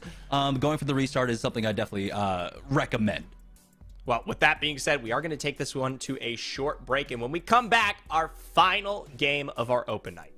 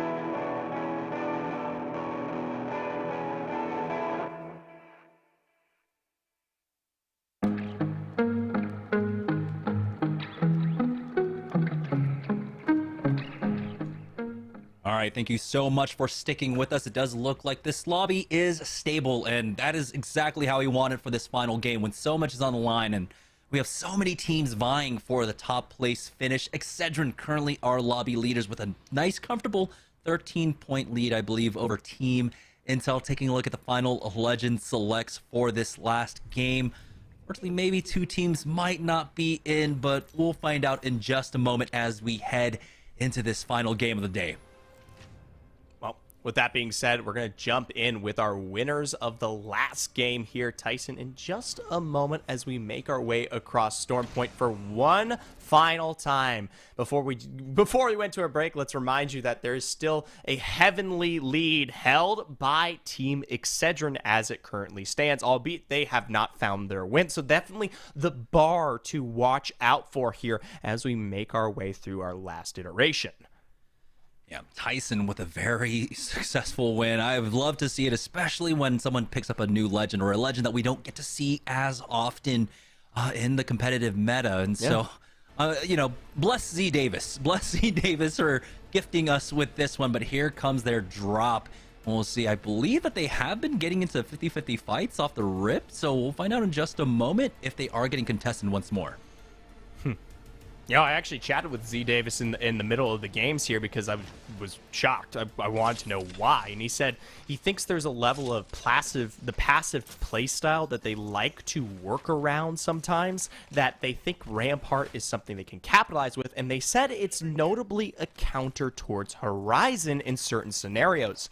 If that singularity comes out, some of the walls that are set up by Rampart can be utilized as a bit of a barrier that prevents you from getting completely reined in. So that was the reasoning he gave me here tonight when I asked him, why'd they go for the pickup? Okay, we do have, it looks like one team taking a fight on the southwest side, but as we take a look at the map, this is what teams like Intel are looking for. A far northeast pull going all the way towards Thunderwatch, Stormcatcher, and Command Center, and so they can survive on the edges here, try to find fights on the southern side. For Team Excedrin, though, they're trying to find this fight inside of Cenote Cave, and so I was wondering where they were over at Checkpoint when that fight was taking place in game number 5, and well, it seems like they're down here at Cenote Cave right now, as they do have this position triangulated. You can see all different angles being held right now. There is the Q catching only one. They do know that there's one white armor at the very least, as Mike and Ike is going to be the first team knocked out. The door has been griefed up top, allowing an angle for Kimchi Lee to sneak in some nades. Another one coming in from the other side as they have that Seer ultimate going down in just a moment. Never mind, Kimchi Lee is going to get into this fight. They've already picked up 2 Spectre Esports on the verge of getting knocked out, and now our squad. Again, they had a 13-point lead into this game. They're now going to start things off with a 16-point lead. On the other end here, we look towards Vizio, one of those rosters that we're also equally looking for a successful game. To shore up with the 3-piece here would be very, very strong. Right off the bat, they've already dropped Vendetta here, one of the few of our Octane squads that still have themselves in this lobby, but not quite the full 3-peat like Excedrin. For Motive, multiple squads have been here at Downed Beast, and they're just looking for their moment to try and pick up a third party here. They do have that high ground at the very least. They're going to be able to pick up Bastola's loot at the very least. It is, unfortunately, a broken blue. One bat is going to remain for Crows, so this is going to be a fight that they desperately need to win to at least shore up their economy. But they have kind of lost track of this squad, still backing them away onto the coast side. They've got to be careful on this approach. You can see the other side, they are relatively close together, except for one isolated on the left-hand side, and Crows just narrowly saw him there, and so Motive should be turning onto this to try and get the 1v3. Ooh. Try and see if they can set up some angles here, accelerate a ton that grab can. They have the peak advantage available. Yeah, but now they have the information of when they'll be coming through. Instead, though, they throw down their own habitat here, and that's the singularity as well. It's blocked out by Tua, but I'll tell you what, the damage is still sourced out nonetheless here. Big Prowler, big knock. That'll be it for Slide Through. I believe secondary squad to arrive here. Ooh, Sign Us will fall as Tyson now find their fights over by the command center. As it's going to be Oxy Aries first in the fight, charging forward. Z Davis taking the time to hit the bats as Oxy Aries plays with that pressure, forcing them all the way into this building currently, and now things could get a little bit difficult. Oxy Aries doesn't have his missile storm quite yet if he needs to grieve through any doors, but they're not even playing inside the building. They are just absolutely on the run here, and Oxy Aries is not giving them any room to breathe. Ooh. Oxy on the drop itself. Going to see if he can find their way into Thunderwatch. Going to be able to breach that doorway before it stops down. Now, this is not that passive play style that we were talking about. This is very akin to what we've seen Oxy do in the past. And granted, sometimes when it elicits that drop, it can be very, very successful. But I'm pretty sure there's multiple squads now in the area. FRS, one of our winners from Game 4 here. Let's see if they can find their success. That's the 30-30 there. It's very nasty. Sheila is available as well, but they still find the drop onto Joey and Z Davis. It's left up to Oxy Aries. He takes this guy's back to the roof there, but it's still a 3v1 scenario, and Slowikins, well, he's more than healthy enough to finish this one off. What a turnaround for FRS. Things looked quite deadly there on that drop down, but you can see now Razor, as they are making their rotation up from Stormcatcher. They saw all the fighting that was taking place over at Thunderwatch, possibly want to get involved, but we do have a Skyward Dive being used. That's going to be Z Davis leading on out. Devil Luke picking that one up. Razor, though, still have their work cut out for them. They could play passively here in the middle. They do have a lot of rock cover to play off of. Typically, being stuck down here on the low ground is not what you want if this ring ends up continuing to pull up towards Thunder. Razor here, this is the question for them. I'd love to see where their setup may be, especially this early. They're one of the few squads that we talked about that really aren't playing for the edge. Trying to find that God spot, utilize the Watson Newcastle to their most efficiency here. And for them, they're still for a rotation. They're going all the way outside to the eastern edge there, where it's very likely that they might come in with a very late rotation with that redeploy if they see fit. I'd be surprised if they do it, but I wouldn't hold it against them.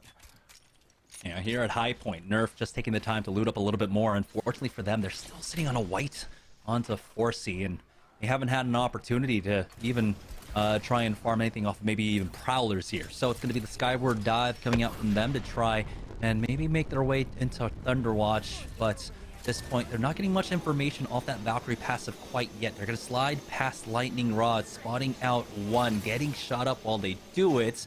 Might be able to just play inside the shuttle for the time being as they wait out for another Skyward Dive.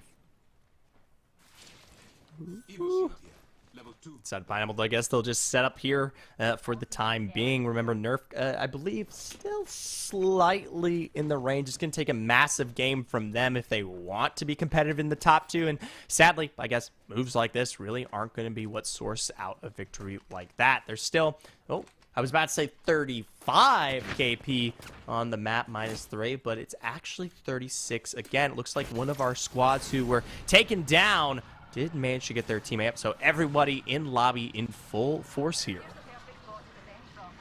Most importantly, Excedrin are still alive. They got their early KP as well, and so as time goes on, things get harder and harder for teams to catch up because they've at least secured 4 points with placement, even if they go down here. And so that 13-point lead becomes a 17 discrepancy that teams have to make up. And remember, that was our squad that was closest to them.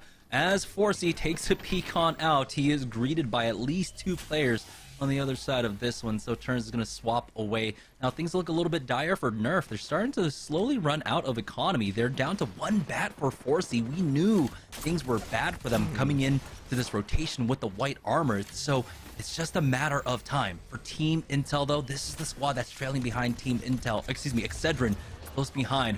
So they need to find these fights. They haven't been able to do so. Singularity has been used. They haven't been able to get any cracks or any damage quite yet. There it is. Impulse. First shot. Second shot with the wingman connecting. Keeping them at bay inside of that stairwell. Another shot out from Impulse as the Arc Star comes in. Fearless and Mooney on the low. Impulse thought the nade was going to land on him, and it did. And he expertly dodges back. Throughout all of this, though, they have not been able to find that opening quite yet, as they do clear out a singularity of their own. Mooney has been cracked. He's on 1 HP. He's going to go down. That's Pup-Tart to pick that one up. Team Intel now in a 2v3. Make that a 2v2 as they trade back. James Fearless now needs some time, needs some support from Impulse to heal up. He gets inside of a building here as we go for the reset in the 2v2.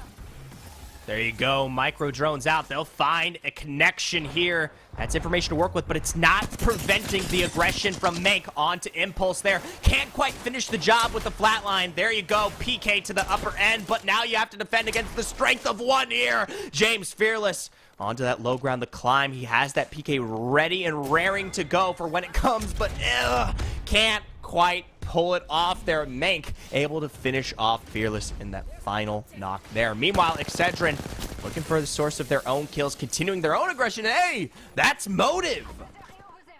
Excedrin just knocking out some of their competitors right now. Really, teams that were vying for the top 2 at this point, as Excedrin are far and above in the lead with Intel going down. It's just a matter of time. All Excedrin need to do is count out the clock, and they will walk away with the win tonight. Time is running out because there's less KP on the board for teams to have a miracle run.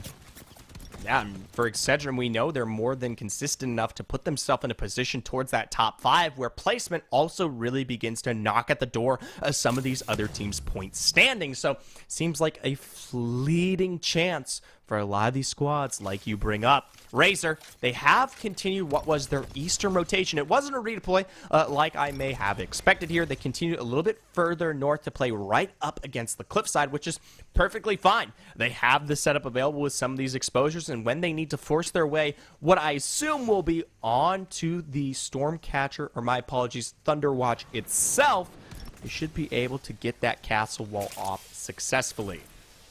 Yeah, and that's the beautiful thing about this positioning. They've got the mountains to their back, and so really they only need to focus one position to their north. Now, northwest, northeast, that could make a difference here, but really there's only one team up there that they have to contend with the lobby being so whittled down that the way it is. Take a look at Vizio's long rotation. They are hugging the eastern side, avoiding any fights. They're trying to get that top 2 finish for themselves. They might run into start a fight, though, who are starting to make their way to the east side. So just as they crest this hill, they're going to show their hand in just a moment.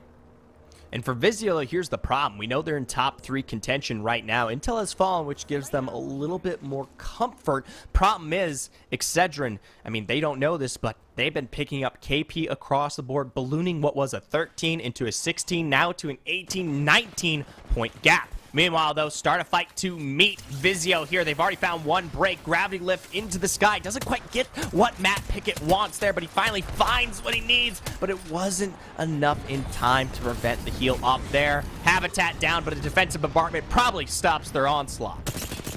It was a little bit short, though, and it gives Patchen this angle from the north side unhindered whatsoever. Matt Pickett hitting up that bat, but now the singularity does come down. Patchen backing up to clear that one out. Getting the reset, a most valuable reset there for Team Vizio, where start a fight, they had first contact, they had the ability to try and go for the 3-2-1, but I think they just responded instantly to it instead of taking their time on that fight. So start a fight will not be gifted anything there.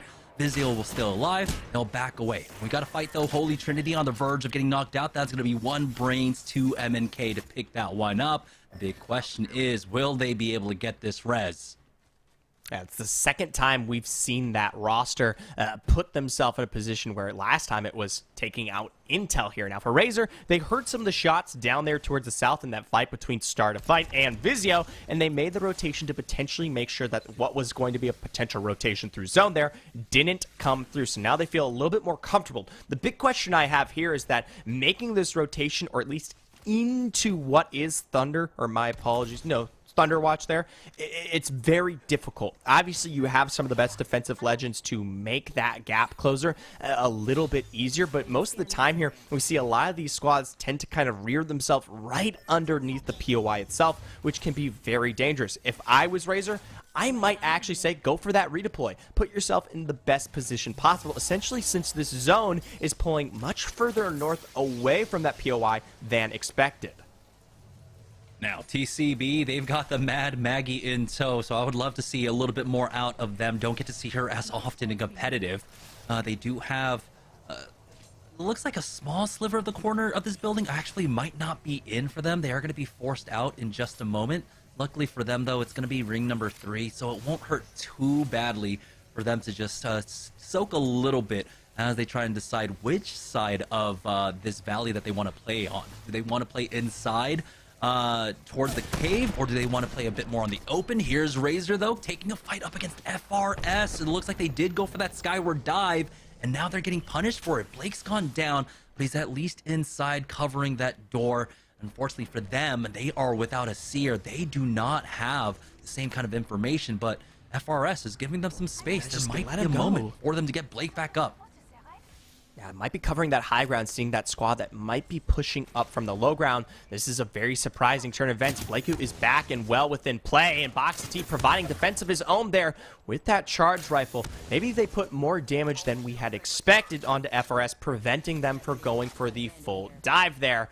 You can see them sharing the building now here on Thunderwatch for the time being. Blakeu finally in a bit of a state of health. You can see him healing up with the slow heals there, so it makes me question regarding what resources are really available for this roster. They might need to take out a squad, get a refresh off, and maybe if Start a Fight comes in here, goes for a fight, it may give them the opportunity. Now, we noted that during their first skyward dive, their economy was pretty bad. They were already down to 1 bat on 1. I just saw the medkit getting picked up, and that was not tossed aside. So maybe they were just opting to slow heal because they knew that the pressure was relenting, that they didn't have to go for it. They go for the faster one, or excuse me, the slower heals throughout all of this. For Start a Fight, though, they have crept their way up towards Thunderwatch. They are playing on the low ground, but they can try and take their time here. They will have access to that height with that gravity lift, with the skyward dive if they need to. So really right now, it's all just a waiting game. Everyone knows that this final game could be the difference maker here to get into second place. Now, Nerf pulling up around the cusp here. This is where we saw that Mad Maggie squad, and they know they're there. Turns has that Seer Heartbeat sensor, but they do as well. Turns very quickly to prevent them from finding that rotation on the side. You can see the drill down, going to prevent any sort of damage. Micro drone still found. You can tell Nerf really want this. That's the leap from Petty. You got to be careful there. Oh, the bait out. Of course, he holding the angle, but he does not get the knock. Still, though, decent trade coming out from Team Nerf. They've got to fight. Team Start a Fight on the verge of getting knocked out. Abe still fighting into this one. Vizio is up, and they have lost out on Sung. There is the Thirst as well. Abe backing off, actually is down, trading for that one, though. At the very least, Team Vizio, though, now down to a 2-man. They've got the mobile respawn beacon to plug him right back on in. Yeah, this would be kind of one of those moments where you question it. Does Razor want to go for a push like this? They don't have the positional advantage, but they do have the numbers here. Hopefully, they're hearing some of those sounds. Meanwhile, we tune in back with Nerf. Looks like they're continuing the source of this fight out here. It looks like there might be actually 2 in play here. A squad in the choke, and one more now from behind. Turns to the sky. Singularity thrown as well. Forcewood's going to put damage down. Switch to that wingman. Not quite the crack necessary, but there it is. Flesh found. It's enough to prevent them from what was going to be potentially the end of this squad. Oh boy, Nerf, another team that is just struggling with meds, though. They're slow healing throughout all of this, but what a beautiful turnaround coming out from them. 4C hitting those shots. I don't know if there was a no-reg there or something. It sounded like there might have possibly been. That could have been the turnaround for the fight at the very least. But for Start a Fight, stuck underneath Stormcatcher right now. They've lost out on Matt Pickett. Action needs to back up, and he is getting tagged. He will fall. Aves now the only one up and just trying his best to survive. The only thing saving them currently is that, well, here's Razor dropping down, and the never mind Start a Fight have been knocked out. Razor challenging for height. Boxity gets instantly punished by Vizio, and there is no recovering that banner. Vizio keeping eyes on the door as Boxity gets thirsted off. We are down to 6 squads here, and Razor is the only damaged squad right now. I have to say, you had the chance to contest against Vizio early on. You heard the mobile revive coming through there, and you didn't pull it off. Meanwhile, it looks like FRS in a fight of their own against Nerf, who made quite the close of a gap, or may potentially be out in the open as it stands. FRS, the only squad underneath, it looks like. But no, yes, there was the big redeploy from Nerf to go all the way down here, and you can see it's quickly sourced out. Other angle there. Here's if Vizio might have a bit of the head peak advantage to potentially put damage down as well, but instead, nope. Going to carry themselves back to the very, very top. Allow FRS, get that reset off. Boy, this is a tough ending. Take a look at how open it is very few fence lines or even boxes to play off of. You can see the pings going down. Those boxes are not in for them. For 1 Brains, 2 MNK, do have the western edge to themselves. As they're actually going to go for a skyward dive. I kind of wanted to see Synergy use this just to get information so they can go for the drop down. There is a 2-man, it seems like, underneath them. They picked that one up, and they can't really challenge for a roof. They just, I wish they had used this for information instead of using it to try and create some distance. But now as they drop down, they are stuck. You can see young Pop-Tart. He knows that there's 3 members up top. Mank has taken some damage. They've got the Seer ultimate down. He backs away, but young Pop-Tart has no cover to work with here as he gets cracked. Tossing down that Q, but he does buy time for that bat for Mank at the very least. Young Pop-Tart still needs time to heal up now, as 1 Brain, 2 MNK have been able to reestablish themselves and actually turn around on this fight. Pushing forward, here comes the nade as Nerf has just been eliminated. Vizio going in on things, but again, 1 Brain, 2 MNK have not cleared out North quite yet. Hitting for Flesh. Want to try and chase after this one, but you can see why they slowed down. Aussie getting that knock onto Synergy, and that's going to be Excedrin picking up 3 more kill points. And I mean, they already secured the win, but they want to do it in style. They're still taking shots from above is what that looks like there. Now that drop is going to be coming through in only a moment's notice. Still though for Excedrin, everybody wants this spot. This is where you have to be if you're going to find a win here. Vizio, Razor slowly finding their way in. FRS found a redeploy all the way up towards that high ground, but you can see them paying the price. Enemy does fall. It's a 2v2 scenario. Singularity will be thrown back to hopefully get enemy up there. You can see Ozzy putting damage down where it counts.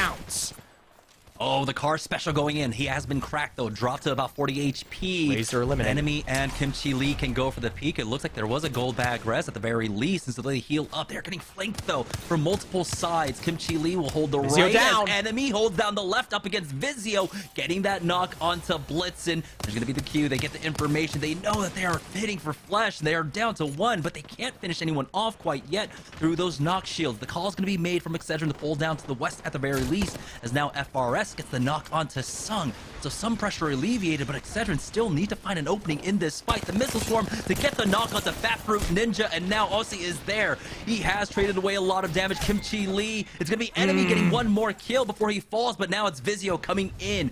It's going to be a 2v2 in this final fight. It's Vizio. They've got that Graver. It's the 140. And now it's enemy left in a 1v2. Blitzen, 1 headshot is all he needs to finish things off up against Team Excedrin. You can see enemy has now been able to hit up that med kit. And now the ultimate excel for Blitzen. He does cancel it here as he goes for the shot. That's the body onto enemy. He charges forward like a madman, and it's not enough. Vizio will take the victory away from Excedrin. But it's a top 2 finish. They were already the lobby leaders. Excedrin will be our winners tonight. Excedrin, I mean, it's going to be very close there. I don't know. I don't have the math myself, but Vizio, props to them. They start the day with a win, and they finish it as well. And whether or not they walk home with the first place position, this is the best performance we've seen out of Vizio in at least 4 weeks here from when the season initially started. So hopefully a return for them in our overall partnered leaderboard here. Yeah, it's great to see them be able to pick up that win, especially, again, when teams are starting to slowly pull away from the pack. So keeping pace is the very least you can do, but making up ground is much better at this point. So congratulations for Vizio for being able to get that final win. But again, this game number 6, it was so well played out from so many squads. Excedrin especially being one of them. We were talking about their consistency throughout, and they were able to show it in spades today. Yeah, absolutely there. And even in those final moments where they're being pushed on both sides, FRS, a previous winner, Vizio, a previous winner, right with clout of the night there, constantly trying to put them out of their way. And they were successfully able to eliminate FRS in full, even when it could have been a potentially worse situation there. And for Excedrin, it didn't just start or finish there. It was all the way down here at Cenote Cave where they picked up the initial 3 KP and they carried that all the way out towards the west where they got even more on their belt. Yeah, what I've been loving seeing with the compositional change coming out from Excedrin is that while he was on the Gibraltar, he was such an aggressive Gibraltar, but it made it difficult to duel. When you're that big boy, you're going to be taking so much damage because you are such a big target. But now he's on that Seer, where when he does go for those challenges, the duels are a bit more on equal footing. He is a smaller hitbox. He does, he's not going to soak up as much damage. And we're seeing the difference for it. He is winning out on a lot more duels than we saw in the past. And of course, being able to utilize the information that Seer gives you allows that aggression to really kind of convert into the team fight wins that they've been able to pick up today.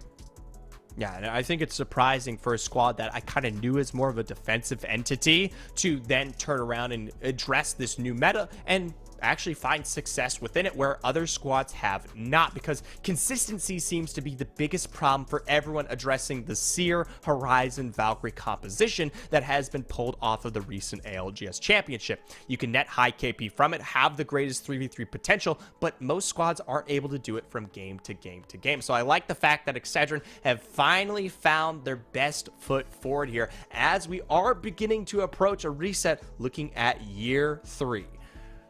Yeah, so I'm just going to say congratulations to Excedrin for taking a win. Now, the big question is who comes up in second place? Well, Yeso will have that information for you, so we're going to throw it on over to him one last time for the day. We will see you guys tomorrow, though, for Pro Night. So that's going to do it for us. Yeso, go ahead and take it away.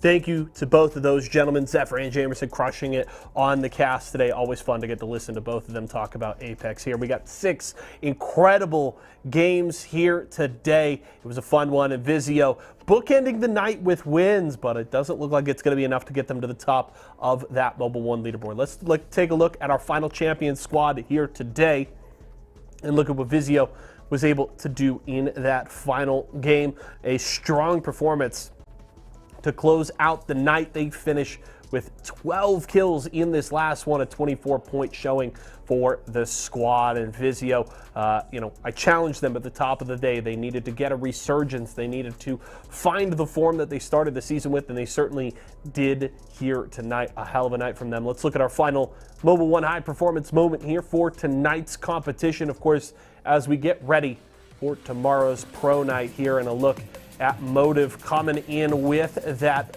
singularity to try and lock things down, and Crow just not missing here. R301 and Prowler in hand, and they're just able to clean up on this one.